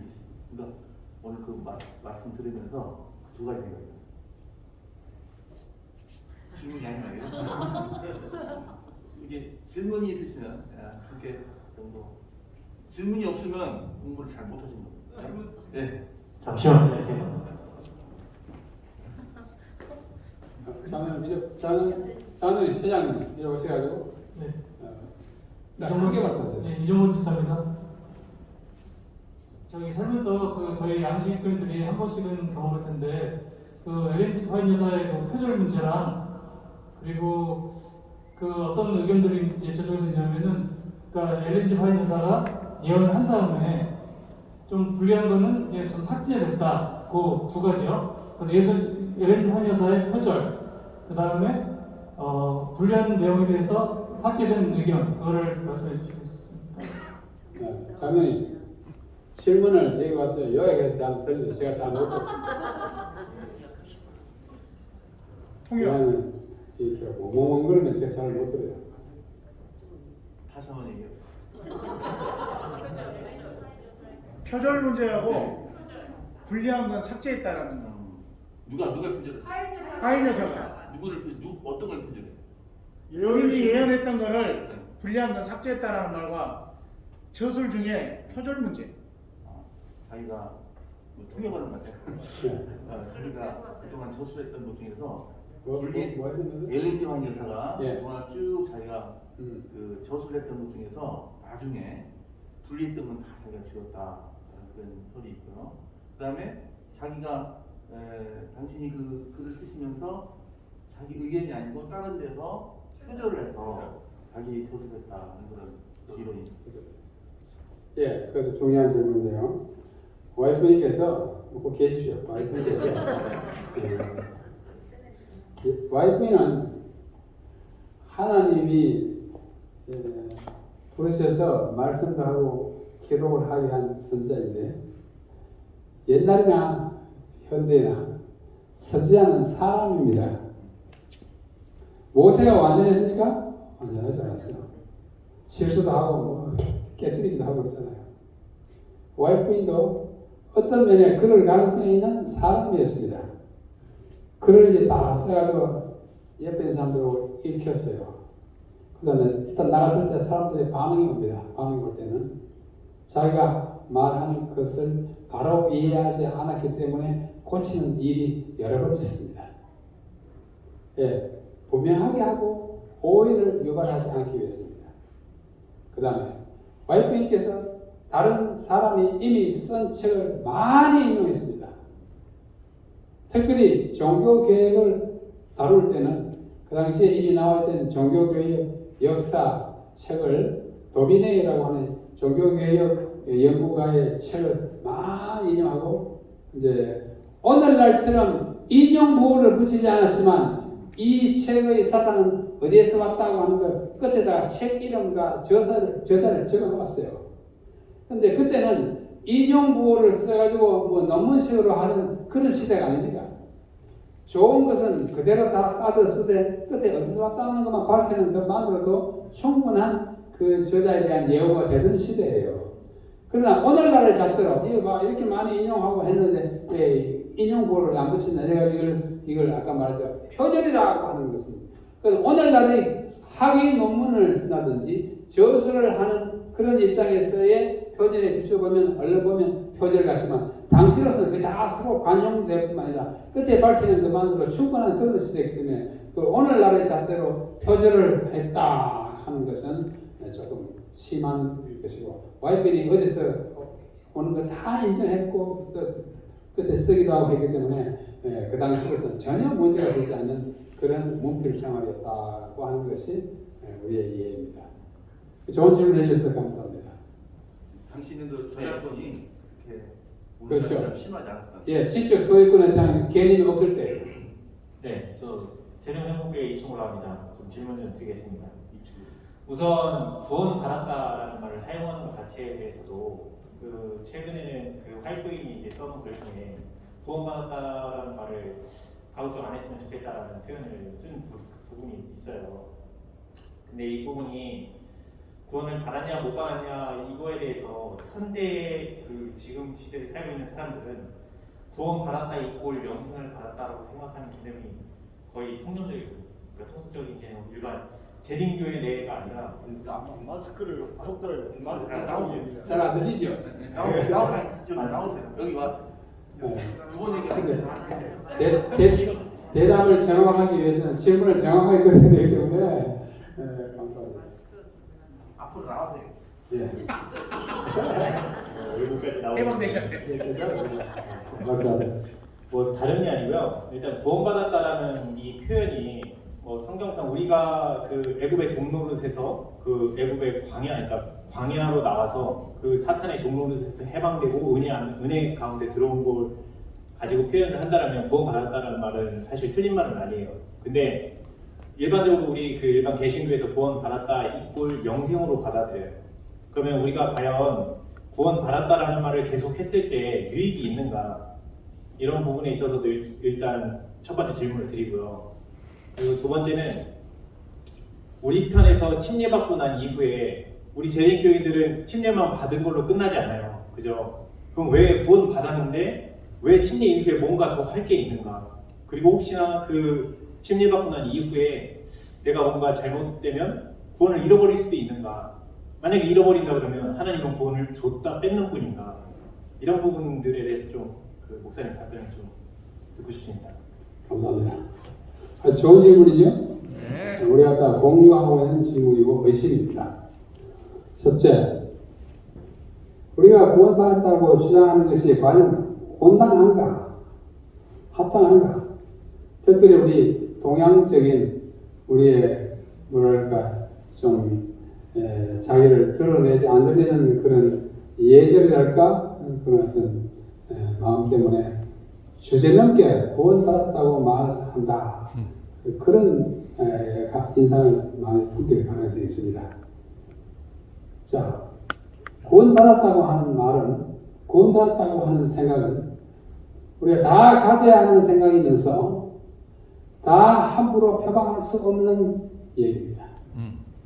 나 구원받았어. 사실상 뭐예요?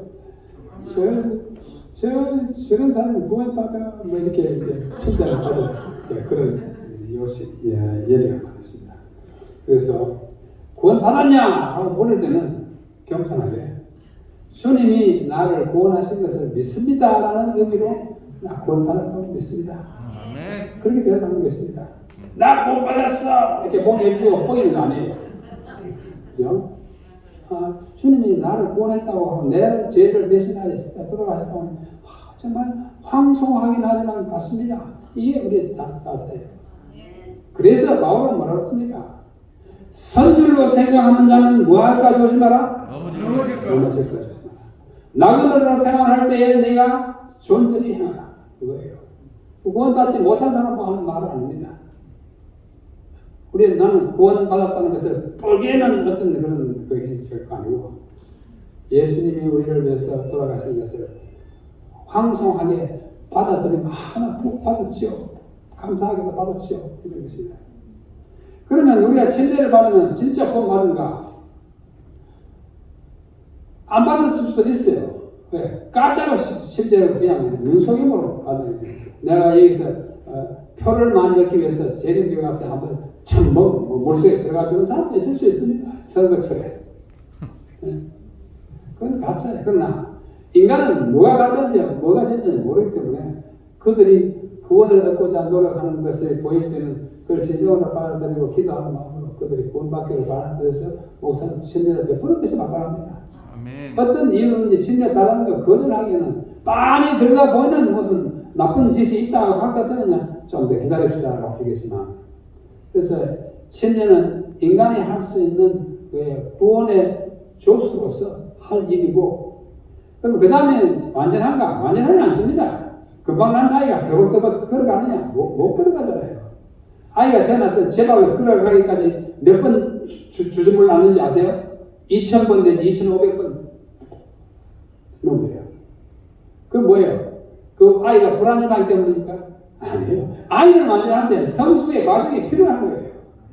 신뢰받은 사람이 당장 안식을 막 잘 지키고 막 철두철미하게 뭐 하고 안 그럽니다. 배워가는 거예요. 배우기 시작하는 것입니다. 안식일을 못 나올 수도 있어요. 그렇다고 죄인이라고 막 뭐라 그럴 건 아니에요. 아이가 넘어지더라도 그 다음 또 이래도 그래 한 5살쯤 되면 그러잖아요. 요즘 4사람만 3사람만 자전거 막 타는 거예요. 그렇게 침례는 태어난 것입니다. 우리 교회 안에 초신자가 와가지고 침례받은 다음에 바로 그 다음 날부터 막 귀걸이 펴고 무엇이 어떻고 뭐 헤어스타일 바꾸고 뭐 그거 기대하지 마세요. 점점 사람은 옆에 있는 사람 보고 배우면서 이것이 정말 검소하고 아름다운 그리스도의 삶이구나 배우면서 자동적으로 다 떨어지는 거예요. 자동적으로 이제 안식일에 더 오래 남아서 교회에 함께 활동하면 그들의 믿음이 자라가는 것입니다. 아멘. 그래서 아까 말씀드렸잖아요. 7번 넘어질지도 8번째는 이 의인이라니까. 이 의인. 신주한 날부터 한 번도 안 넘어지고 안 엎어지고 하면 내가 좋겠지만 그건 오히려 불안전한 사람일지도 몰라요. 넘어져야 자연스러운 거 아닙니까? 어린아이가. 초신자가 실수할 수 있는 걸 우리 용인해. 우리도 그랬다는 걸 이제하고 북돋워. 절대로 높은 표준을 다른 사람에게만 제공시키지 말고 그들의 처지에서 함께 손잡고 함께 걸어가는 이런 그리스도인의 성숙한 공동체가 되는 것이 바람직하지 않나 생각합니다. 네. 너무 어려운 질문 하지 마시고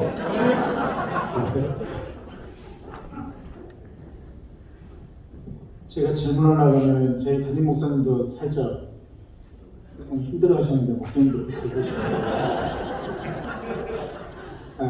사사기 11장과 관련해서요. 이따의 소원에 대해서 한번 질문이 있습니다. 이따가 암몬 자손을 내 손에 붙이시면 내가 우리 돌아올 때 평안히 돌아올 때 우리 집에서 나를 맞이하는 자를 하나님께 돌린다라고 했는데 그것은 건제물을 드린다고 했던 거였습니다. 근데 우리 하나님은 사랑의 하나님이시기 때문에 사람을 건제로 받으시는 것을 좋아하시지도 않고 뭐 받아보신 적도 없었는데 이따가 왜 하필이면 그렇게 쓸데없는 소원을 해가지고 안타깝게도 39절에 보면은 딸이 남자도 알지 못한 채로 죽었다고 나옵니다. 그 소원 자체가 잘못된 것 같은데 왜 그 소원이 그대로 이루어지도록 그것을 허락하셨는지 또 만약에 제가 지금 말하는 대로 이게 내가 잘못된 소원이고 또 내 딸이 나올 줄도 몰랐는데 이거 안 되겠구나 하고 소원대로 안 했을 때 어떤 뭐 잘못된 결과가 나왔는지에 대해서 말씀드립니다. 오케이. 사사기라고 하는 책에 보면 한 12사람의 사사가 나옵니다. 사사가 뭐냐면 그 당시 아직도 이스라엘 국가의 체제를 만대하지 못해가지고 우왕좌왕할 때 다른 민족이 치들어와서 막 억압하고 무찌르고 그럴 때 불쑥 자생적으로 일어난 민족의 지도자를 사사라고 해요. 사자는 선비 사자에다 스승 사자인데 영어하면 judge는 말은 재판관입니다. 막 시비를 가려서 바깥에서 와서 우리를 괴롭힌 사람은 무찌르고 하는 그런 지도자를 사사라고 하는데 그 사사 중에 입다라고 하는 사람이 나와요. 다른 사람들이 막 안문 자수들이 와가지고 막 찌릿거리고 치니까 입다는 원래 그 출생 성분이 좋은 사람은 아닙니다. 근데 막 장군이고 무찌르기 좋고 싶으니까 사람들이 야 우리의 지도자가 돼가지고 사람들 좀 무찌를 당하고 하니까 저는 날 그럴 것도 않지만 이제 아쉬운 사람이 왔냐면 지금 하여튼 나가지고 하나님께 서약을 하고 치러 나갑니다. 하나님 우리를 괴롭히는 저자들을 제가 물질을 나가겠습니다. 제가 이 물질을 일에 성공하도록 도와주시면 내가 성전가를 부르며 집으로 돌아갈 때 맨 먼저 나를 맞이하러 오는 사람을 맞이하는 사람이 맞이하는 것을 하나님께 바치겠습니다. 서약을 했어요. 그 서약 탓인지 암몬 자손을 성공적으로 무찌르고 개선 장군이 내가 집으로 막 오니까 자기 집에서 자기의 하나뿐인 딸이 나와서 아빠 하면서 막 환영을 하고 있어요. 깜짝 놀랐어요. 저 딸이 나올 줄이야 자꾸만 생각하지 못했는데 딸이 나와서 하니까 그래서 애타가 따고 그럽니다. 얘야 네가 그런 말을 하는 건데 정말 듣기가 너무 가슴이 아프다. 내가 하나님께 수사했는데 이해를 하잖아. 그러니까 이 딸이 알아차렸네 했더니 아버지 무슨 일이든지 하나님께 새한 대로 하십시오 그럽니다. 또 이따가 그 딸도 자기가 그 희생분인 줄 모르고 했을 거예요. 다 하나님께 헌신한 마음을 한 것입니다. 그래서 그 딸을 어떻게 했느냐? 희생제물로 바쳤느냐? 희생제물로 바치면 인신제물이 돼요. 하나님께서는 역대에 사람을 그 아들이나 뭐 종이나 누구든지 사람을 제물로 바치는 일은 절대 금지했습니다. 그 몰렉이라고 하는 신에게는 어린아이를 제물로 바쳤기 때문에 하나님께서 그 행습을 따르는 이스라엘 백성들을 선지자들 통해서 막 이야기하셨어요. 절대로 그런 짓 하지 마라. 응? 그런 하나님이 이 딸을 통해서 그 딸을 마치 인간 제물로 바친 것처럼 번역이 되어 있고 기술되어 있어요. 그러나 그 본문을 자세히 살펴보면 그 딸을 완전히 번제로 바쳤다고 확실하게 기록하지 않았습니다. 하나님을 위해서 바쳤다고 되어 있어요. 하나님이 바치는데 그 바치는 것이 뭐냐? 제물로 번제로 태워서 죽이는 것만이 아니라 그의 생애의 나머지 부분을 하나님을 위해서 살도록 그러니까 결혼도 하지 않고 오직 하나님을 위해서 살도록 바치는 것을 의미하는 쪽으로 해석하는 것이 본문에 더 가깝습니다. 그래서 인신 제물을 강요한 것이 아니라 그가 말씀한 대로 인신 제물을 바치든지 또는 나머지 생애를 그에게 바치든지 이제 문법적인 설명이 필요한데요. 인신 제물 그를 제물로 바쳐서 일생을 동안 뭐 살든지 하는 것을 바친 다음에 뭐 하는 것이 아니라 바치든지 이렇게 하겠다. 히브리 말로 그게 와우라고 하는 접속사입니다. 와우는 영어로 하면 and도 되고 but도 되고 or도 되고 여러 가지 however도 되고 여러 가지 것들을 다 가지고 있어요. 그래서 또는 이렇게 제물을 바치든지 생애를 하나님께 바치든지 하겠다라는 식으로 이해하는 것이 저의 이해이고 많은 사람들의 성경 이해입니다. 그렇게 이해해 주시기 바랍니다. 사사기 11장 읽어보시면서 그렇게 이해하시기 바랍니다.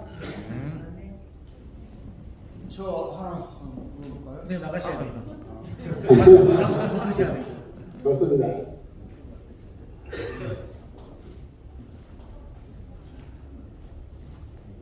환영합니다. 아이고, 예, 반갑습니다.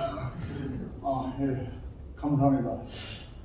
이 교회 오래 다니고 또 이렇게 장로라고 하는 사람이 아직은 이 문제를 물어본 것이 좀 부끄럽습니다만은, 그러나 이제 많은 사람들이 또 느낄 수도 있고 그래서 이런 기회에 한번 물어보는 겁니다. 우리가 이제 부모님이 계십니다. 부모님이 계시는데 부모님이 언제 출생했는지를 잘 모르는 경우가 있죠. 예를 들면 이제 갑자기 이제 오랜만에 떨어졌다 만날 수도 있고, 그래서 이런 그 부모님의 생일을 몰랐을 때 사실은 생일을 어느 날을 정해가지고 그날 서로 기뻐하고 축복해주고 그냥 이렇게 그럴 수가 있어요. 그래서 그 예를 드는 것은 사실 우리가 지금 크리스마스를 좀 지키지 않잖아요 지금.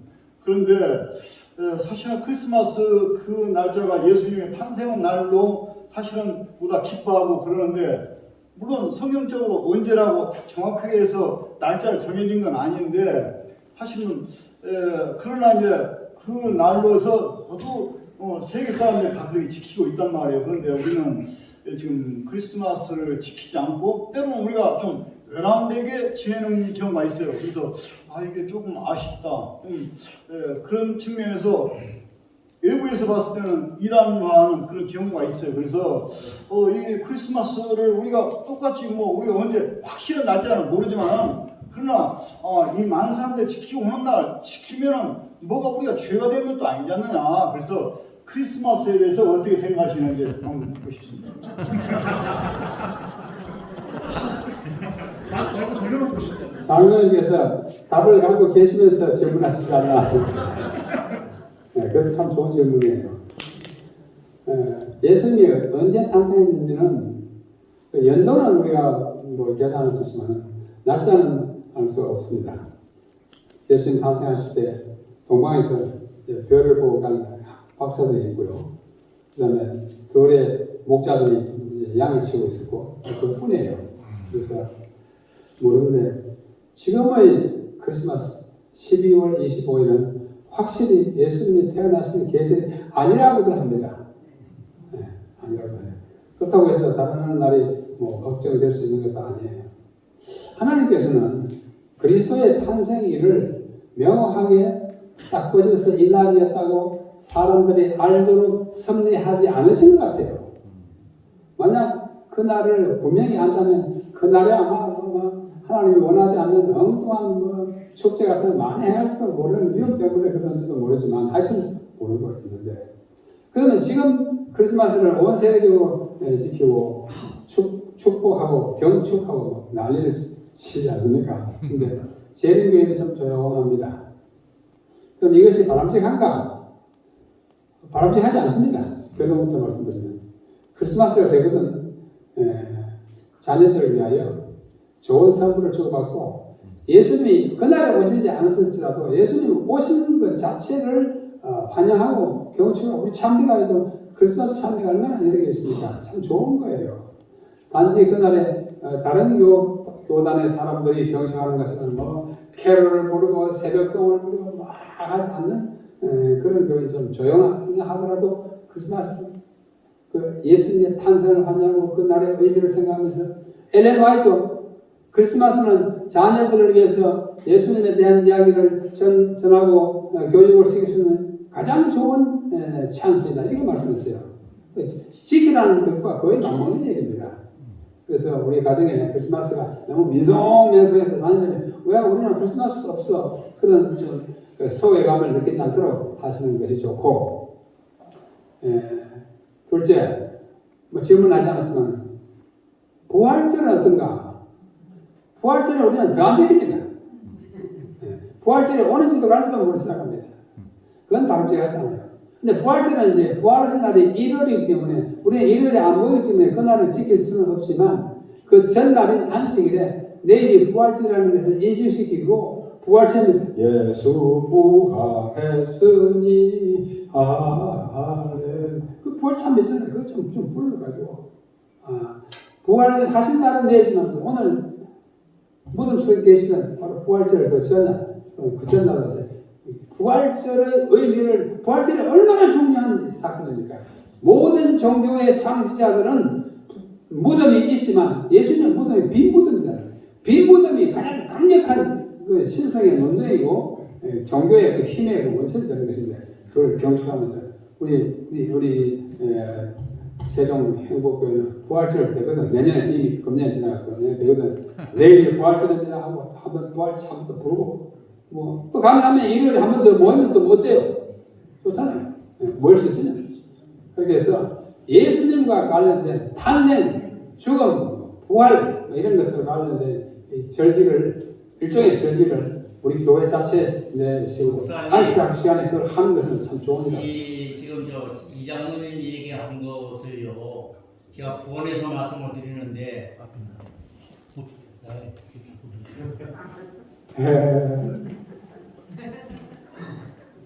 그래, 우리 뒤에 다 들리도록 하겠습니다. 이해해 보십시오. 환영합니다. 예. 부원에서 말씀하시는데 예. 제가 처음에 신앙을 받아들일 때 그냥 받아들인 게 아니고, 다행히 교회를 찾아가서 한 일주일 동안 목사님하고 싸우고 상담을 한 얘기가 있어요. 지금도 그 기억이 나는데, 예수님을 어떻게 믿느냐? 지금 우리 이장로님 말씀하는 것 같은 똑같은 견해인데요. 예를 들면 석가모니는 예수님보다 훨씬 먼저 온 분인데 사울주파이를 알아요. 제가 그 질문을 했습니다. 근데 예수님은 그 후에 학장 후에 온 분인데 어떻게 날짜를 모르냐는 거예요.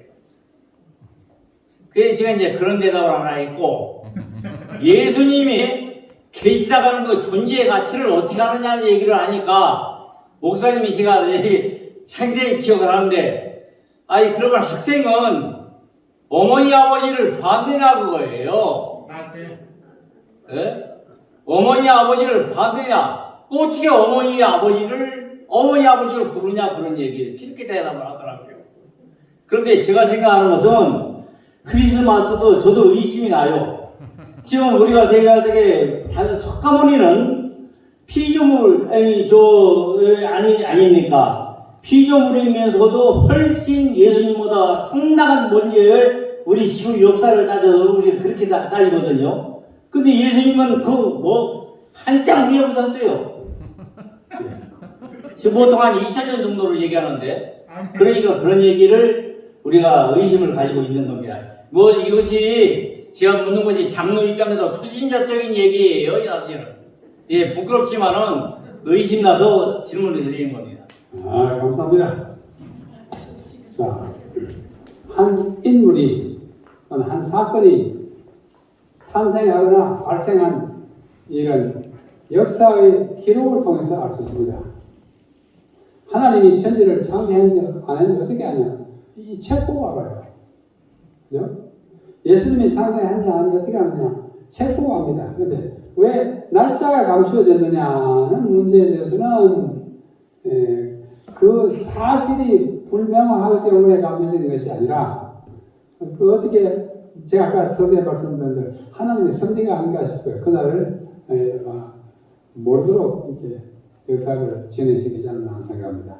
그런데 더 중요한 질문이 뭐냐면 예수님이 과연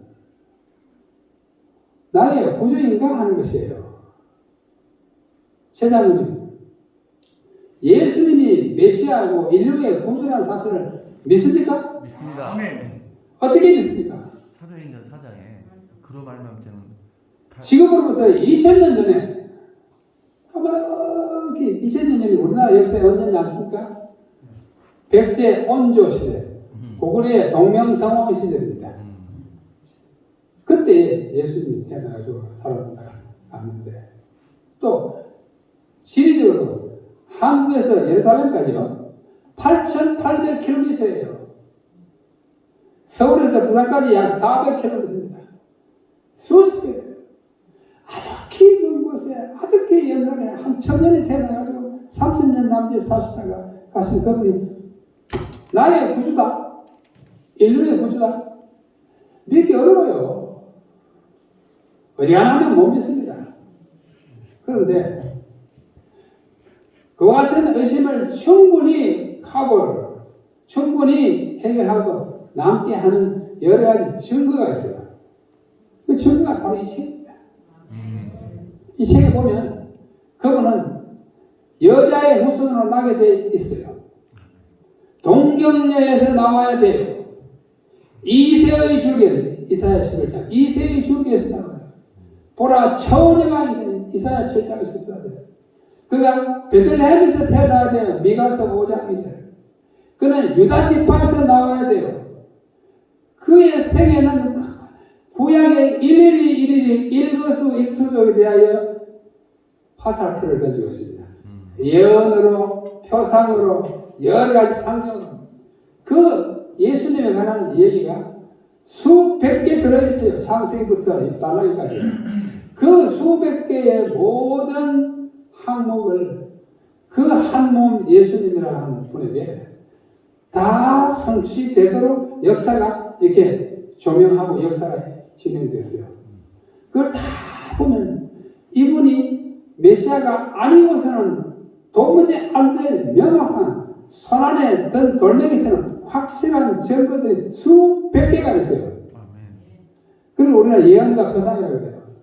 어떻게 그 한 몸에 이런 것이 다 집중적으로, 집중 포화한 것이 다 이루어졌는지 알고 나면 그분을 도무지 믿을 수 없다가 그분을 도무지 안 믿을 수 없는 사람으로 나타나는 것입니다. 그래서 이 성경이 참 중요해요.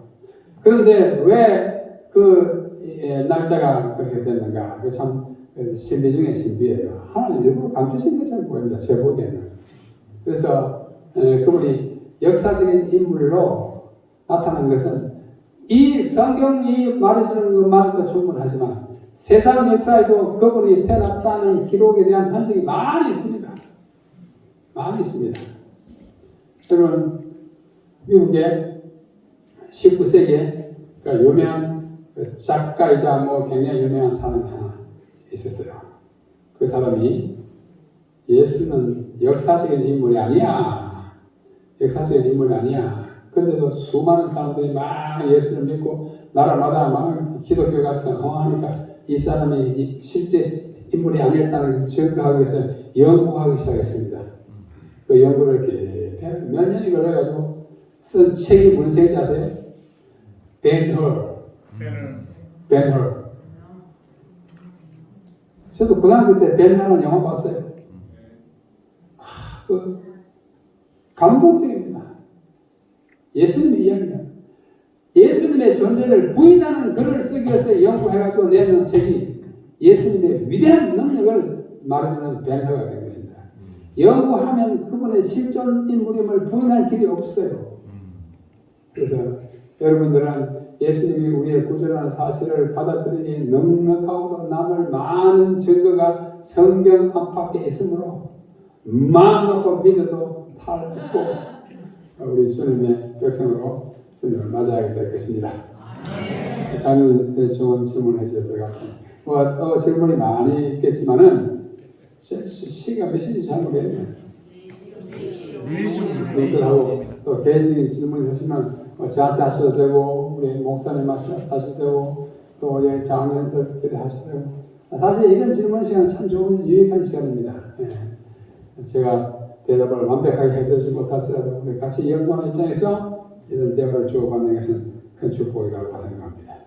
여러분 대단히 감사합니다. 지금 서셔서 내 주님 오시리 한번 크게 부르고 기도하고 마치겠습니다. 그냥 부릅시다. 반주 없이.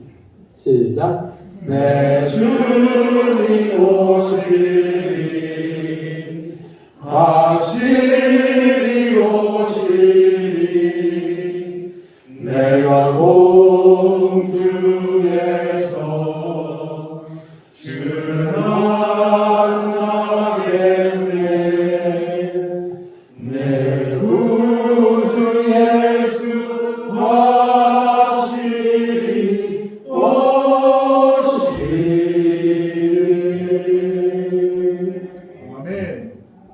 우리 아버지 하나님, 오늘 안식을 우리의 우리가 허심탄회하게 대화를 주고받을 수 있게 하셔서 참으로 감사합니다. 우리가 믿지 않기로 작정하면 많이 믿을 수 없는 증거들을 보지만 믿기로 작정하면 더 풍성한 증거를 성경 안팎에 주심을 인하여 감사합니다. 마귀는 우리에게 마음을 엉뚱한 대로 돌이켜 우리 주님을 믿지 못하게 하고 우리가 멸망받게 하도록 위하여 가진 노력을 쓰고 하고 있는 이 마지막 시대에 우리는 말씀에 기초한 굳센 믿음을 가지고 또 마지막 교회로 부름을 받은 재림교회에 이르러서 주님의 오심을 준비하는 때에 정말 활보하여 나아가고 우리 주님을 끝까지 붙들고 믿고 나아가는 남은 자손들이 다 되도록 도와주시옵소서. 이 세종행복교회 사랑해 주시옵시고 이 좋은 예배당을 세운 것처럼 마음의 예배당도 아름답게 장식하게 나가시고 우리의 믿음의 집도 더 아름답게 세워나가게 하여 주시옵소서. 우리가 언제 다시 만날지 알 수 없으나 그때까지 우리 모두 건강하게 하시고 가정마다 행복하게 하시고 우리 주님을 맞이하기 위해 준비하는 우리 노력에 우리 모두 하나가 되게 하여 주시옵소서. 이제 이 새로운 성경을 건축한 기념으로 맞이한 이 집회 이번 주간에 가진 것을 감사하며 우리가 항상 말씀을 펴고 연구하고 깨달은 것은 우리의 믿음을 점점 더 굳게 해 나가도록 도와주시옵기를 우리 구주 예수님 이름으로 간절히 기도하옵나이다. 아멘. 감사합니다.